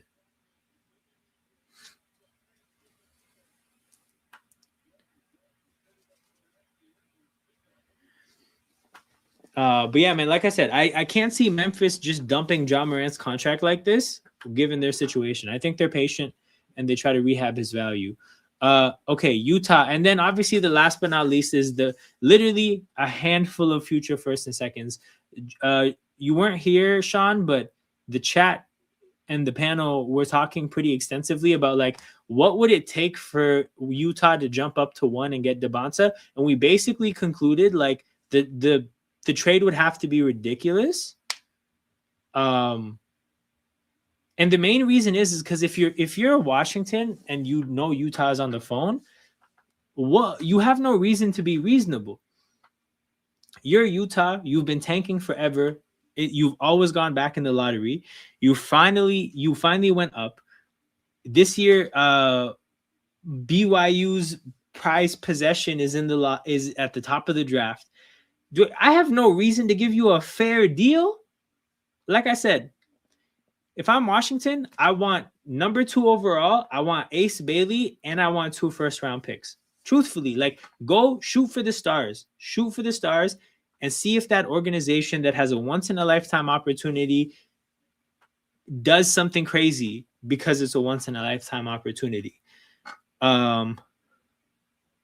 If I'm Washington, I do that, but it got to be multiple lottery picks. Yeah, like I said, I think this is a very rare opportunity to fleece an organization, and I think you have to take that opportunity. I also think you can get Ace Bailey because I don't know what you think, Sean, but I don't think Triple J got traded to be a center. That doesn't make sense to me at all. Like, I think if they made a trade and their bigs are going to be Markkanen and Jaren Jackson, I think that fucking sucks. I think that fucking sucks, dude. Like, I think that they're going to sign Walker Kessler, start him, start Triple J at the 4 and Laurie at the 3. And if that's the plan in the short term, I think you can get Ace Bailey. I never understood about caring about picks in future years to get a mega superstar. Yeah. So the only thing I care about, right? And I'll give you an example of this. What I care about is when you make a trade and your team's not actually that good. Because, for example, right, once upon a time, Raptors fans wanted to trade for Kevin Durant. And the trade was like, oh, you would have to trade Scotty Barnes to get Kevin Durant. And the reason I would always say no is because my whole thing was like, I didn't think that Kevin Durant, with the kind of trade it would take to trade for KD, I didn't think it left us with a championship team. So now if you have no young players and you have no draft picks and you don't have a championship level team, then you have no way of becoming a championship level team. Washington will be a playoff team, I think, without this pick. No, I agree. In this case with Washington, you just have a lot going on. Like, you have two players. Like, think about it, right? Sean, let me paint this picture for you, right? Trey Johnson ends up being great. DeBonta ends up being great. Koulibaly plays his role. Bub Carrington is solid. Keyshawn George is good, right? Like, if your young players hit, I could imagine a scenario where you look at Trae Young and you look at AD, and they're a part of, let's say, one good team,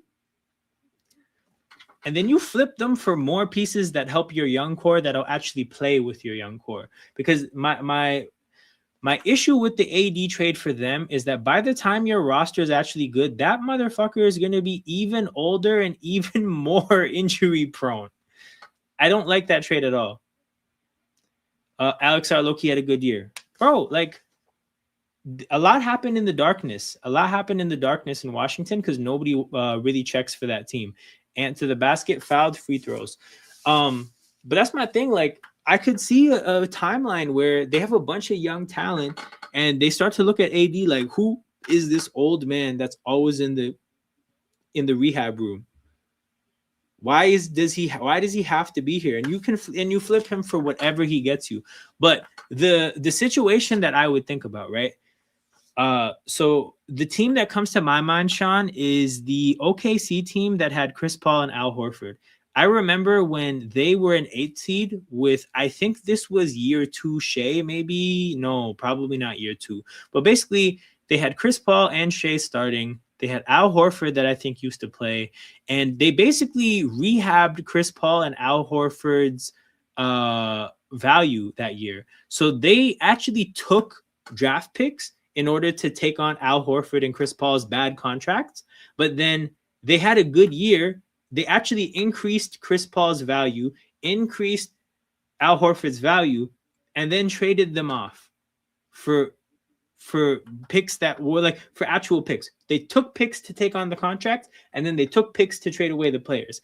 I think about that situation where obviously they didn't have to take Trae Young and take AD for draft picks. But this is my thing, is like, I think about this situation, there's even a higher starting point where Trae already had some value. It wasn't great, right? But Atlanta didn't have to dump Trae Young. Again, AD, they didn't have to move mountains to get AD. But I think if you can put some young talent together, they all have good years, and you make a run, you just make the playoffs, have a solid year, you might do something for Trae Young's value. You might do something for AD's value. And then the long-term vision for this team might get even better. Pretty good core. Can't play defense, but they'll be good TV. Hey, Washington's standard is not high, bro. That standard is not high. That team has not won 50 games in 50 years. All the Gilbert Arenas teams, less than 50 wins. All the Bradley Beal and John Wall teams, less than 50 wins. That organization, baby steps for them. So I think good TV would be fine for them. Okay, I think I missed the call on the floor here. Is this free throws? Oh, it's free throws for Keldon Johnson. I guess they didn't call that a foul for Ant. If I was the Wizards, I'd say give me 2 and Markkanen. So that makes sense. That makes sense from their standpoint. Markkanen and Trey, I think, are roughly like around the same age. Again, it's just for me. Again, I expressed this already. I have a hard time understanding what the hell Utah wants, dude. Like, because they made to me, I think the Triple J trade. I don't know what your thoughts are. I thought that trade was outrageous because they traded 3 first-round picks, not even for the right to like a good contract, dude. Triple J is getting paid serious money. So like, fuck, man, that's such an aggressive swing. Like, I'm imagining that team is going to do everything they can to be as good as possible next year. And I think trading away Laurie goes against that. But also, I might be looking too much into it. It's possible that they just really like somebody and they're wrong. Like, I think it could also just be that. They aren't ready to compete. That's not 100%, bro. So I'm like, oh, when I see that big of an aggressive swing, Kessler's a FA, for sure. I think they're going to end up paying him. Well, they have to end up paying him. Because, again, Triple J is not a fucking 5. But he played beside Steven Adams. During Memphis's best years, he was next to one of the most physical centers and the most centeriest center ever. A center in the truest essence. So, I think he has to play next to Walker Kessler. That means Laurie's your 3. That means Ace Bailey's on the bench. You have 3 men in your forward rotation that all need heavy minutes. So whoever your 4th forward is probably getting no run. So that makes drafting a forward kind of makes like, how are you going to develop another forward if you're going to play Ace, Markkanen, and Jackson huge minutes, right? So none of that makes sense. So now you have to draft a guard. I don't know how they feel about Collier and Keontae George, but 2 guys that probably want the ball in their hands. So just the roster doesn't make sense. I could see the Lakers trying to sign Kessler during and letting LeBron. Oh, yikes! Oh, but here's the thing, bro. If they let LeBron walk, they only have $42 million to spend with Austin Reeves' cap hold. If they let LeBron and Austin Reeves leave, then they have $70 million to play with. But bro, like I don't think the money is there because I think Utah and Detroit both go over 42 for those players. I got you, Peter. Yeah, I think that we actually broke this down, me and Peter, oddly enough, like a week ago on stream. Keldon Johnson in transition, fuck, man. They got this 14-point lead quickly.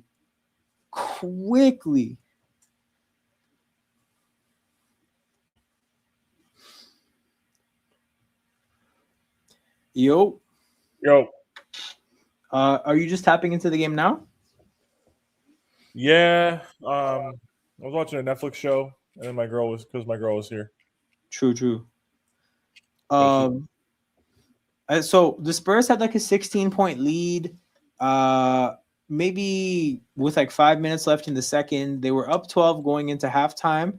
And then Minnesota started the second half on a crazy run to tie the game. It was like a 14-2 run. Like, it was quick. But that was 61-61, man. From that point, the Spurs had played their ass off and restored a 14-point lead like it's nothing. Rudy Gobert about to shoot free throws. But yeah, man, Wemby had 18 in the first quarter. That guy does not want to get like he wanted to make up for missing out on 2 quarters of the last game. Good for him. Let's see, we're talking about Austin Reeves. Why are we doing that? We stumbled. Our Utah discussions about you, like just generally about that team, brought us to Walker Kessler, which brought us to the Lakers, which brought us to AR. So nasty train of thought. I mean, I don't know. I don't know what the Lakers do realistically to get like much better. No, because so the idea there of like, hey, I don't know if AR wants to stay / I don't know if they want LeBron. Like, if they lose those 2 and get like Walker Kessler or Jalen Duren, I mean, that team's not going to be good next year. The path to them being good is almost impossible because they don't have like young players on rookie contracts that are like valuable. Lakers' entire team outside of Luka should be rescinded. I mean, like, I can hear what you're saying, but it's just like that kind of puts you in an unworkable position if you're talking about one off season. Exactly. Like, I don't disagree with that. Yeah. I just don't think you can build championship rosters through like free agency. No, anymore. it's done. It's definitely done. Okay, so what's the last like Lakers draft pick that's like steady contributed to the team? like Kuzma, like it's and I almost want to say those bad Lakers years probably don't count to the kind of conversation you're trying to have. Well, even still, like those were all lottery picks, right? Yeah. Randall, Kuzma, Ingram, and Lonzo. Yep.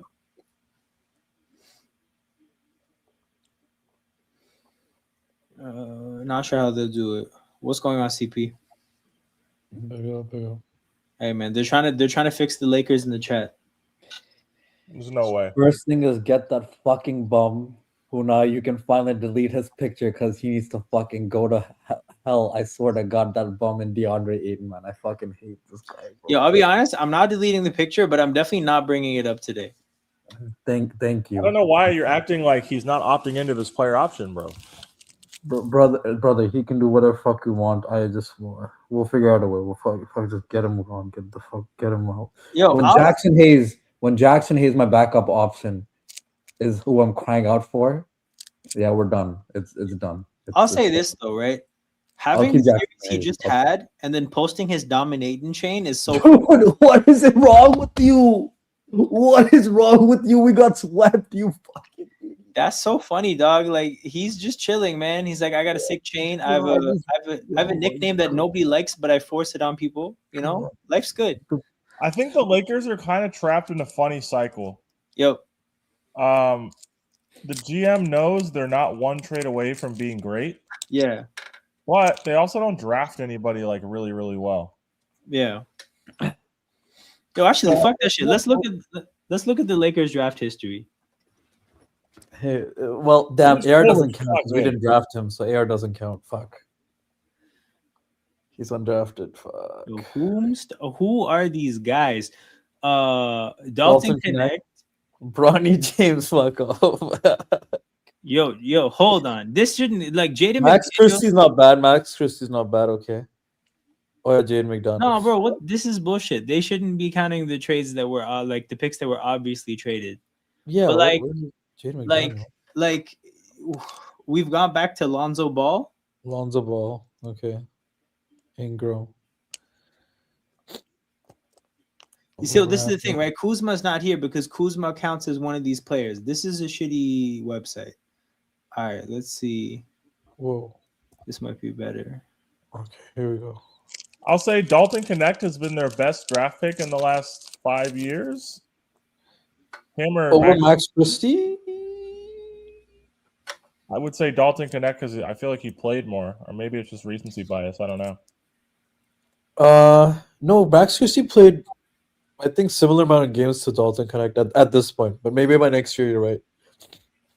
See, this shit is stupid because Kuzma's not on this list because technically somebody else drafted him and then traded him to the Lakers immediately. But like Jaden McDaniels is on this list, even though he got traded immediately. Yeah. But like, point being, like they drafted a guy named Mojave King. That's not redeemable. Hey, he's in the second round, 47th pick. What are we gonna do with Mojave King? You know what I'm saying? Like, I'm saying is under no circumstances can you draft King. My point is, this is who you backfilled your team in terms of young contracts with, in terms of talent. That's a problem.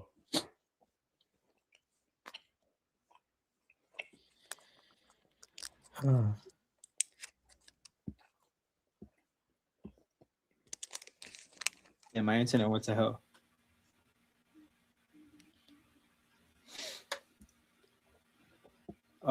Who's gonna dominate? Bro, I mean, no, who are you talking to? And no one thought this. No one thought. What do you mean? People thought he was gonna dominate. I feel like the people who thought he was gonna dominate are the same people that have the photoshops of every single player in Lakers uniforms.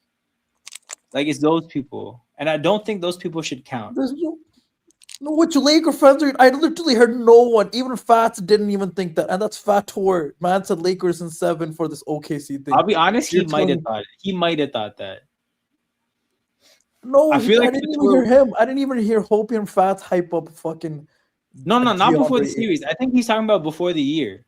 No, I'm saying that. Yeah, I'm saying in the summer, like he did not hype Yeah. up DeAndre Ayton at all.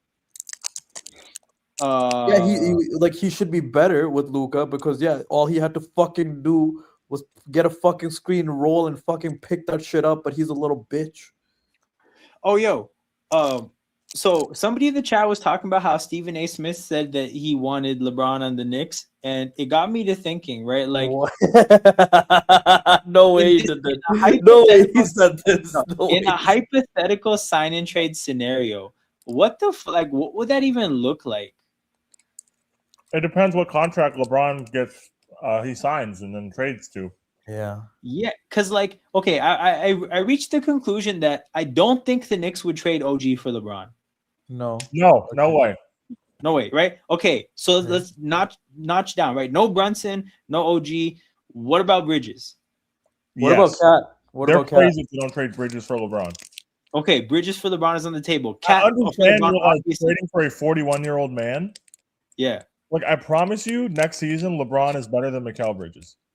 But yo, you know what it is too, Peter? I was thinking about it from a like, I would take 'cause Cat. like people do consider these things, right? You traded 5 picks for Mikal Bridges, meaning whoever you trade Bridges for, there's going to be a high level of scrutiny. But if you flip Bridges for LeBron, I feel like that's kind of an out. Like trading the guy you got for 5 first-round picks for LeBron kind of lets you Euro step to scrutiny for that trade a little bit, I think. 100%.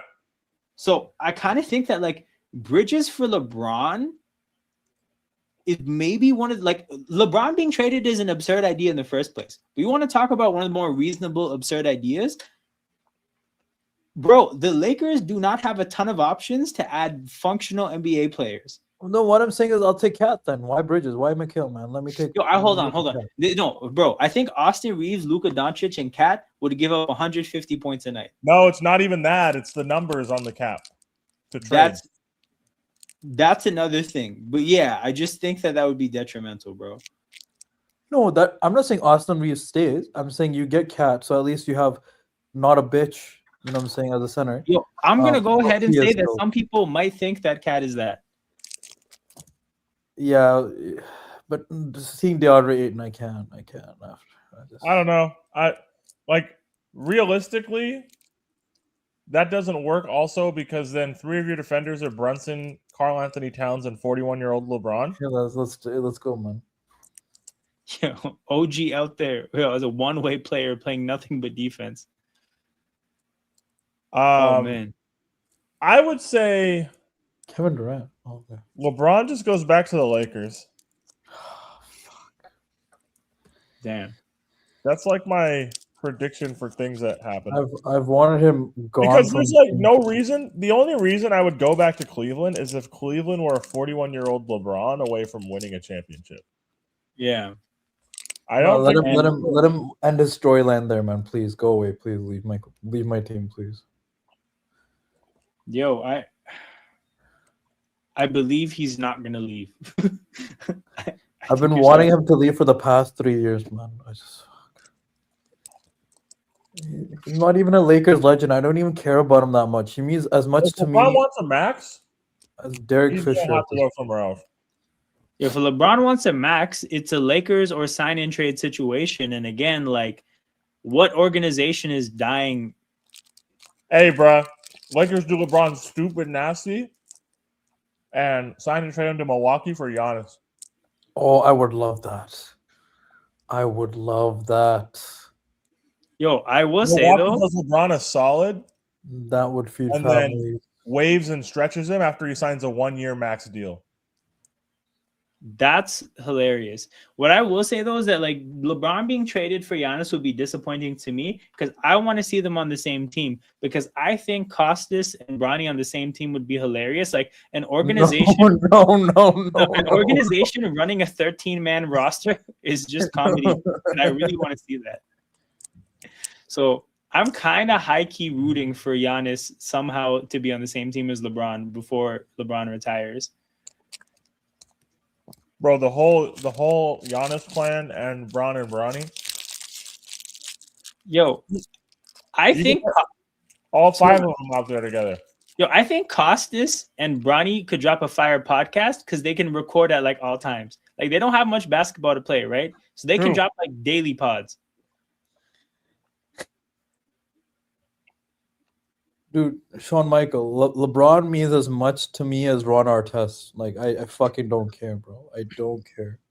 He means like almost nothing to me, man. Fucking yeah. If LeBron like insists on a max, that'd be hella funny. Yo, but here's the thing though. Like a lot of these teams are coping, or like not coping, but they're trying to figure out how to tread water, given the fact that they kind of got these new cap rules sprung on them, and they have to live through the contracts from the old cap. Like, yep. I do think that there's a crunch coming of just like the money that people want is just, it doesn't exist anymore. Like, I think it starts with Austin Reeves, brother. Yes.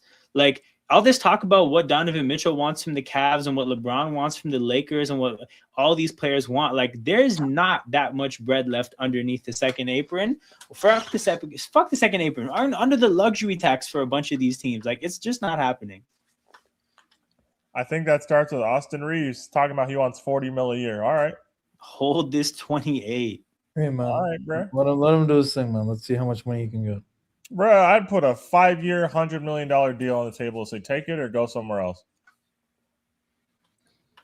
Yeah, 100 mil would go a long way in Arkansas, man.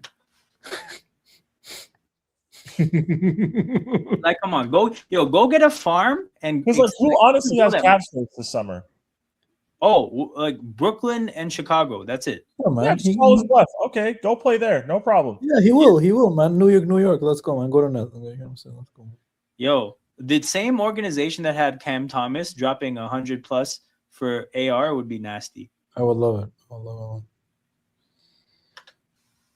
Or he will. Yo, I. This is the thing though, is that like, do you think Chicago or Brooklyn puts 40 mil on the table as Naz Reid hits the corner 3 to make it a 12-point game? This game is wild. Do I think Chicago or Brooklyn puts that on the table? No, hell no. No, because why have like Austin Reeves at 28 years old be your franchise player? And the reason I bring up he's 28, it's like his defense is sus as fuck as it is. It will only get worse. Yeah.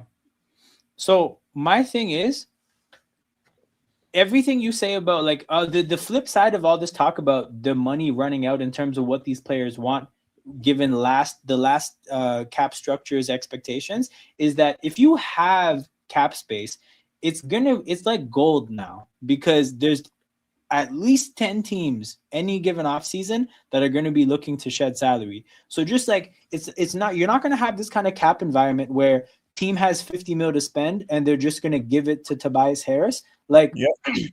It's way more valuable to take on bad contracts, I think. No, of course. Having the space to take on bad contracts and accumulate picks is like one of the shortest routes for teams to get better and gain assets. Like the whole use it or lose it idea in terms of cap space, I just don't think it's a thing. I mean, no, but for sure, right? But the whole point is, Gio, is that like they've been a tax team for decades, but being a tax team used to be way more valuable. Like the Lakers used to be 30 mil into the luxury tax, when that meant you had to pay 30 mil and there was no restrictions on what you could do as an organization or as a team in terms of in free agency trying to get more players. Like being in the luxury tax used to make more sense. It makes a less luxury tax was not a big deal at all. No, bro, in the slightest. Yeah. It's like, actually the luxury tax. Like if you weren't in the luxury tax, you weren't a competitive team. Yep. Outside of maybe San Antonio, and that's like me saying that's like they might have been in the luxury tax. I don't even know. Yeah. But dude, you really hamstring your ability to add players to a team if you're in the luxury tax now. Like, I do think that teams that got used that were used to just throwing money around, like they have to be careful about how they throw money around. Yeah. You can't just give AR 40 mil because you feel like you have to. Like, if you want to call his bluff, you can. I think Cleveland has to make drastic changes. They can't remain in the second apron. So that's the thing, is that they're in the second apron, and Donovan Mitchell might want he wants at least Evan Mobley money. That's the problem. Wait, what's Donovan Mitchell's contract? This upcoming year is an expiring if he opts out of the year after. So he's going into an expiring next year. How much is he making? 50 plus. I think I just closed it. Yeah. So he's walking into 50 plus next year, and then an player option for 53 the year after. God damn. Bro, it's my thing. Like, all these fucking like Cleveland literally cannot pay Mobley and Mitchell $110 million a year. It's not possible. I mean, they can try, but yeah, I hear you. Oh, Sean, we've done this on this channel already. We've done this. When the Raptors won A few times, the first thing I did was go to the salaries to show that the Cavs are the most expensive roster in the NBA. Harden is a FA also. Yeah, but Harden's another situation, right? Like, are you going to go back to Brooklyn or Chicago? If not, bro, take this 30 mil. He's not going back to Brooklyn. That's for sure. That's for sure. One thing I'll say about Harden, like, I don't think Harden loves ball enough to be playing for the Bulls in his like 18th year when they have no chance of like making the playoffs or doing anything serious. Hold on. Do you think he would opt into 42 this offseason? Yes. Yeah. I think that might be an opt-in, bro. I don't know if he's trying to see the market. He's dumb if he hits the open market in this summer. Yeah. Yep. Because, like, as much as we think, oh, Reeves, what the fuck? Why would you pay him? If your other option is like a shot creating, like lead guard type of candidate is Harden, you're fucking paying Reeves. At 37. Yeah. Yeah. If I'm Harden, I'm opting in and I'm trying to work out like a 2-year, $50-60 million extension with the Cavs and just retire there. Yeah. Do I think they'll win with like a 39-year-old Harden? I don't. No. But like, that's kind of your best spot, assuming they figure out something with Donovan Mitchell. Yeah. That's kind of your best spot in being like a decent player in your last phase. Yeah. By the way, did you guys see the new episode release for Keeping Up with Madrid that came out today? Oh, Perez's press conference. Dude, yeah. Oh my god, I love this man. Yo, I feel like he was talking like a mob boss up there, which not surprising. But dude straight up called out every fucking reporter. One of them, he's like, "I'm gonna unsubscribe to your thing." Calls out every reporter, and then he basically drops his fucking dick on the table and being like, "If you think I'm not good enough, we're fucking pulling an election right fucking now." Yo, no, it's the quote where he said, it's the quote where he said, if they want me gone, they're gonna have to shoot me, which I don't think is the best thing in the world when I think someone would shoot you.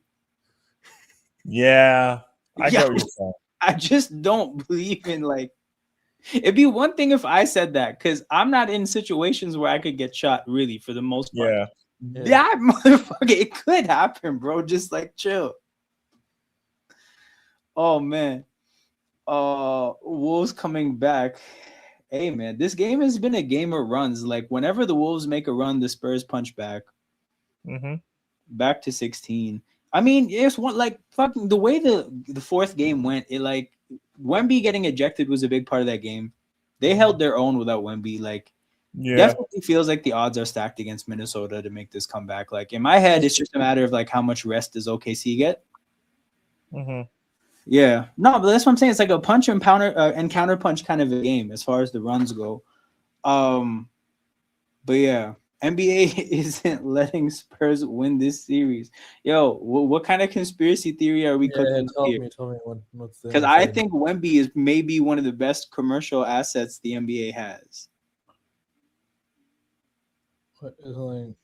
No, oh, not win the series. Okay. Oh yeah.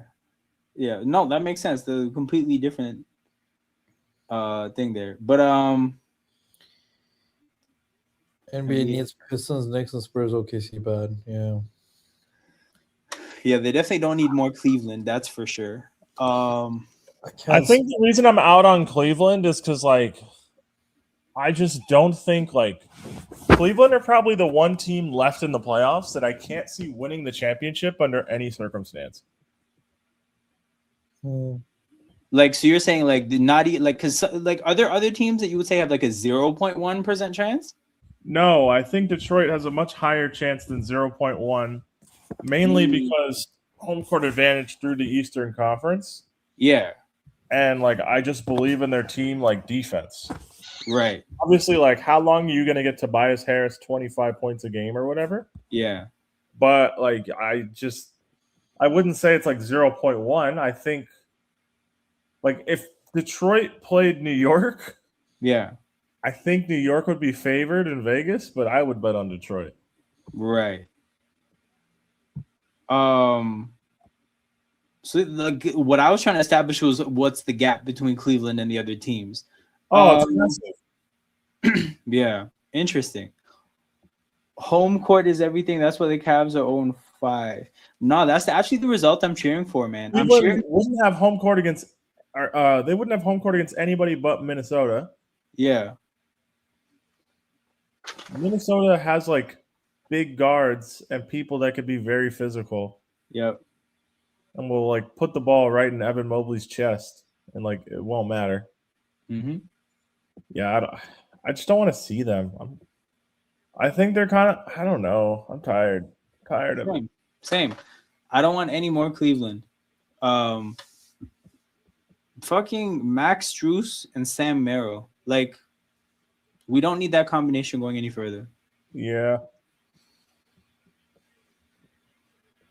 Yeah, I'd be shocked if Harden turns down his player option. Me too.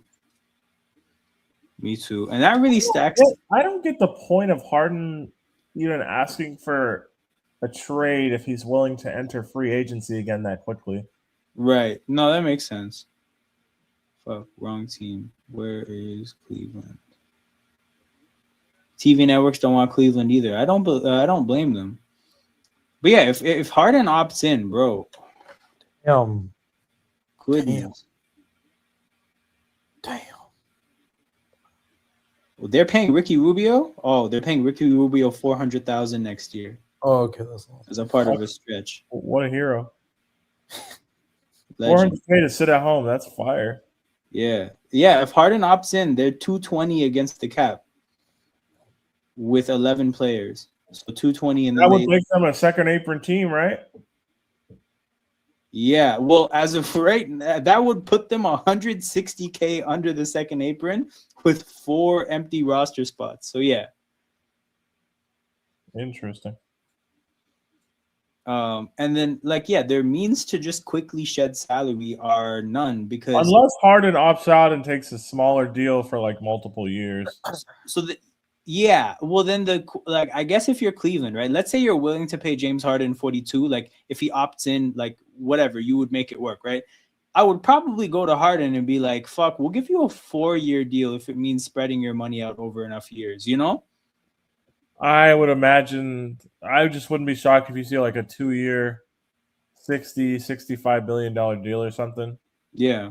Just so they can get their draft picks signed and under contract and like vet mins to a couple guys that want to be on the team. Because like I don't think there's a Jarrett Allen deal that puts you in a decent spot because that's a big contract, $30 million a year for 3 years. Yeah. Max Strus, if you just burn that, like those are valuable minutes you got in the playoffs. Schroeder, that's a bad deal. Sam Merrill, they traded for Schroeder and Keon Ellis, right? Yes, they traded DeAndre Hunter for those two. Okay. DeAndre Hunter also a big part of Sacramento's fucked up cap sheet. That whole trade was whack. Okay, so Keon Ellis is an unrestricted. Yes. So they have really, in terms of their rotation, Dean Wade and Keon Ellis that are going to be gone. They have Tyson. Yeah, they have like 8 guys in the rotation already. Oh, I imagine that they would want Proctor to step into a role. Because I think Proctor was on Duke's team last year. Damn. But yeah, I mean, it's an interest. I don't really see how they get much better. Yeah. You know Yeah, what? Their chance to make the finals was last year. For sure. That was the year. I don't think they would have won, but Who would you want to win if it's OKC v Knicks? I'm pulling for OKC. the Thunder. Yeah, same. I can't stand the Knicks fan base. I'll be honest with you.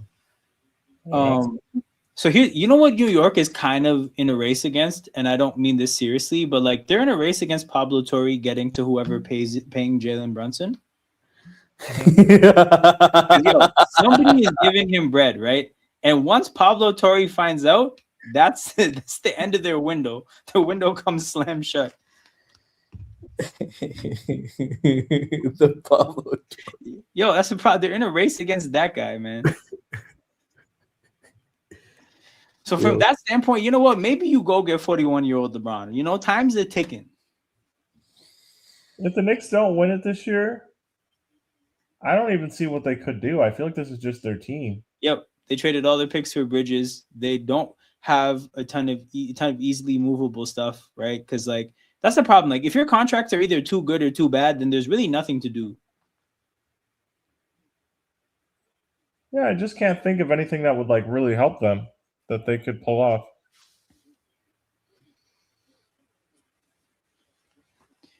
And then I wonder if that leads them to like maybe think outside the box a little more. And I'm just really talking myself into like LeBron to the Knicks. That would just be so funny. I don't know. Do it. Give me Cat. Give me Cat. Give me Cat. They're not trading Cat for LeBron, bro. So, hey, let me hope one. Hey, I didn't think Luka Doncic would be joining my team. Anything is possible, as Kevin Garnett said. Anything is possible. Yo, that's the fucked up part of the Luka trade is that it made what he just said like kind of hard to respond to. Like literally, I woke up to the best news of my life. All Luka getting traded to the Lakers made the Lakers is the West Coast Mavericks. That's it. Wow. For sure. For sure. Nah, bro, I was up. So I was still up. You woke up to it? Hold on. You were on the West Coast though. Because it was like maybe one. No, I didn't wake up sorry. No, I think one of the NBA games had just I think it was the Lakers game. No, the Lakers game had just ended. It was against the Knicks. Okay, it was 30 minutes after that. I'm just checking Instagram and then I checked and then my feed just starts blowing up with everyone's just live streaming. All of a sudden, I see on YouTube with Luka Doncic to the Lakers, and at first thought it was bullshit. So I stopped for 20 minutes, and then yo, fuck you. I hate this. I was actually driving. I hate you. Oh yeah, for you dominating on an 8 million. Yo, he's opting in, by the way, 1 trillion %. Stop. Yo. Ayton's a silly human being if he doesn't opt in. Facts. Also, like, definitely could like he's probably a silly human being that's going to opt in, but for sure, bro. That 8 mil is on the books. They're gonna have to trade that if you don't. You gotta think about it. Like if Luka's healthier next season, yeah. If LeBron or Reeves aren't there, he gets slotted into a higher role automatically. Yeah. Don't say that, Peter. Don't say that, man. What? Oh. Shots in you 17, 18. Why you gotta do this to me? 18 and 10, and then we hit free agency again, boys. So with Luka healthy, like what kind of production would you compare like if because it's not going to be this year. Like what kind of player could you point to be like, all right, maybe his production will look like that? Ayton when these guys? Ayton when we were the 1 seed. Oh, true. Ayton as a new Kobe and Shaq. Jez. Shut the fuck up, Jez. Shut the fuck and you allowed her to cover your fucking smile. You shut up too. Hey, man. You shut up too. Bro, You shut up. Peter was talking about comps for what it would look like if Aiden had Luca, and I just wanted to throw some comps out there. I don't want any comps, bro. I don't. Bro, it might be one of these guys. Oh my fuck you! You said you wouldn't bring this up, you traitor. But bro, then Peter started talking about comps, bro, and I just had the picture there. Dude, Like, what do you want me to do? If Aiton could even be half the player that Andrew Bynum was for us, I would be satisfied. Like this bum, man, this absolute. Not even the others, by the way, just Bynum. But yo, who in their life ever called him dominating? That's what I'm No one. He called himself that. That's why it's funny. That's hilarious.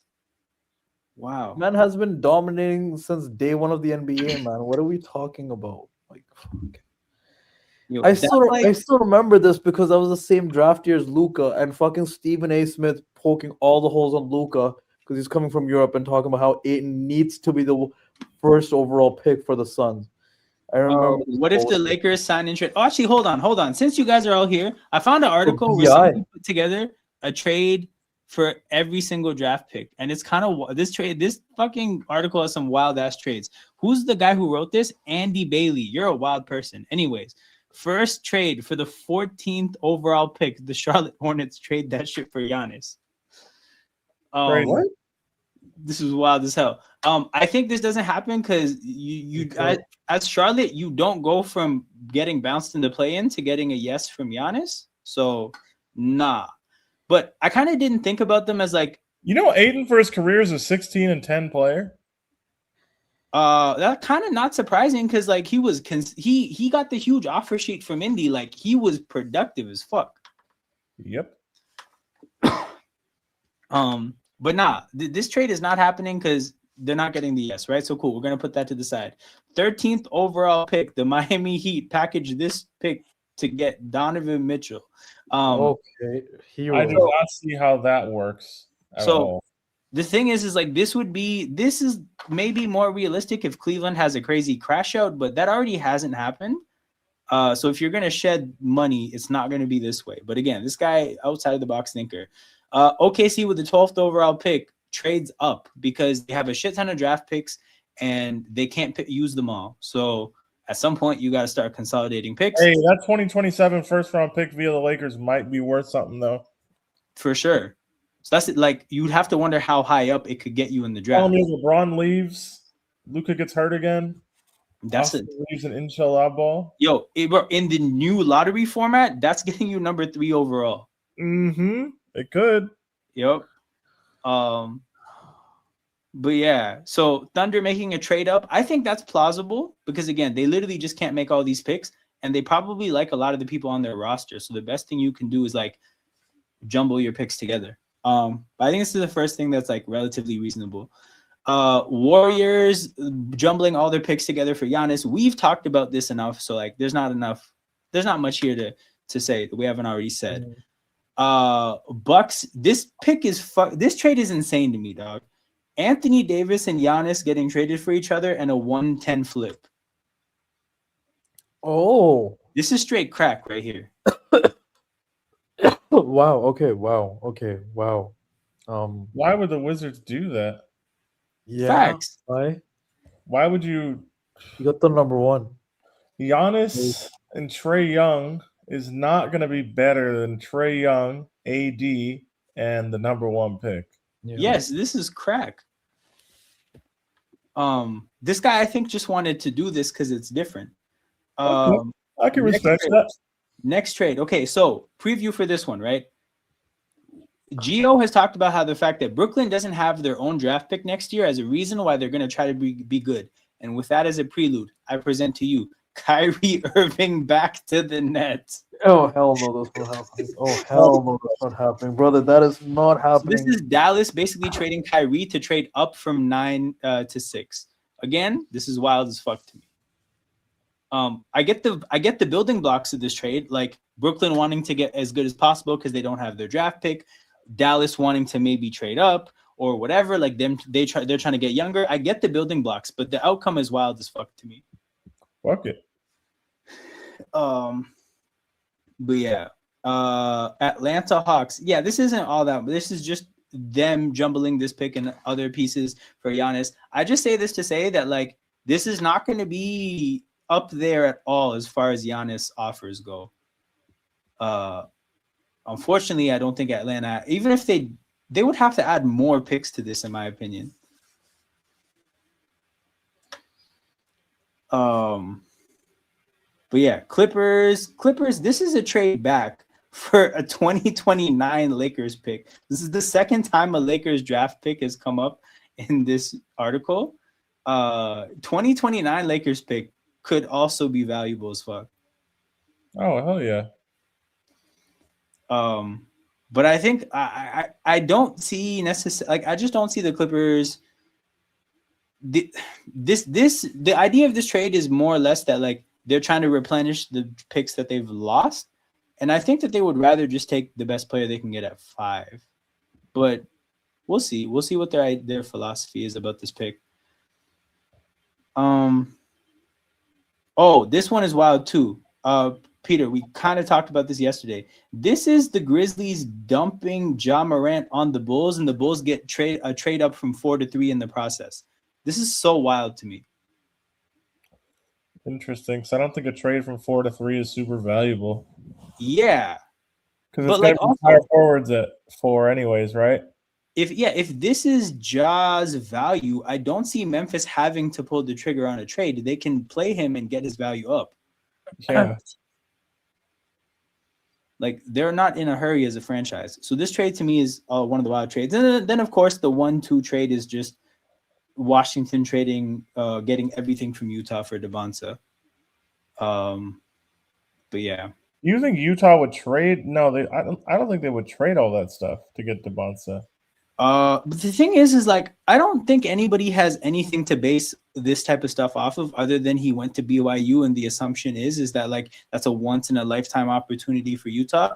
I also kind of don't think that they actually would sell the farm for BYU on a record NIL deal. Yeah. Let's get one thing right. Right. The other side of it is like he's also not from Utah. He's from Massachusetts. He just went to BYU for 1 year. Now, my understanding is BYU got a lot of their money from the Jazz owner. So like there's that. But yeah, like the thing is, the Jazz decision maker is Danny Ainge, right? I don't think Danny Ainge is this stupid. No, it wouldn't be pointless, but like it wouldn't be worth it. I think the owner might be this stupid. I don't think Danny Ainge is. So I don't see this happening. That being said, if I was Washington, I would definitely kick the tires on how ridiculous they're willing to get. I just watched Bismack Biyombo score points in the NBA playoffs. Hell yeah, that's busy, baby. Let's go.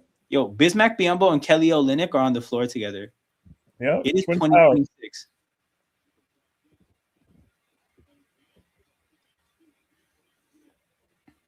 But yeah, people.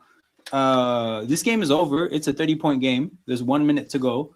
We talked through hella random trades. Shout out to everybody in here. I have decided I touched grass on Monday. I will be streaming tomorrow. Oh, we're back tomorrow? We're back tomorrow. However, I haven't decided yet if I want to do all of the Cavs game, because I could do the tempo game beforehand and miss like the first quarter.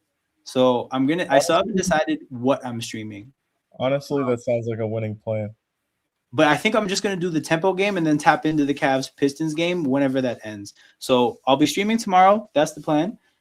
Big up to everybody in here. We're back Thursday. No, we're not. We're not streaming on Thursday. We're back Friday after that. So streams tomorrow and Friday. You're not trying to do an NFL schedule release stream? Nah, I'm good, yo. I'm good. You know what's funny? Murtaza was actually trying to get me to do that last year, and I was like, bro, what the fuck are we gonna talk about? I agree. And he didn't have an answer, so that kind of settled itself. But yeah, we're back tomorrow. We're back Friday. Hit that like button, subscribe to the channel. More random trades and random mock drafts and random pro comps. more cap sheet analysis, more pontificating about what the Lakers can or can't do, and more hoops too. So make sure you guys tap in. Like I said, hit that like button, subscribe to the channel, and we'll see you guys later. All right.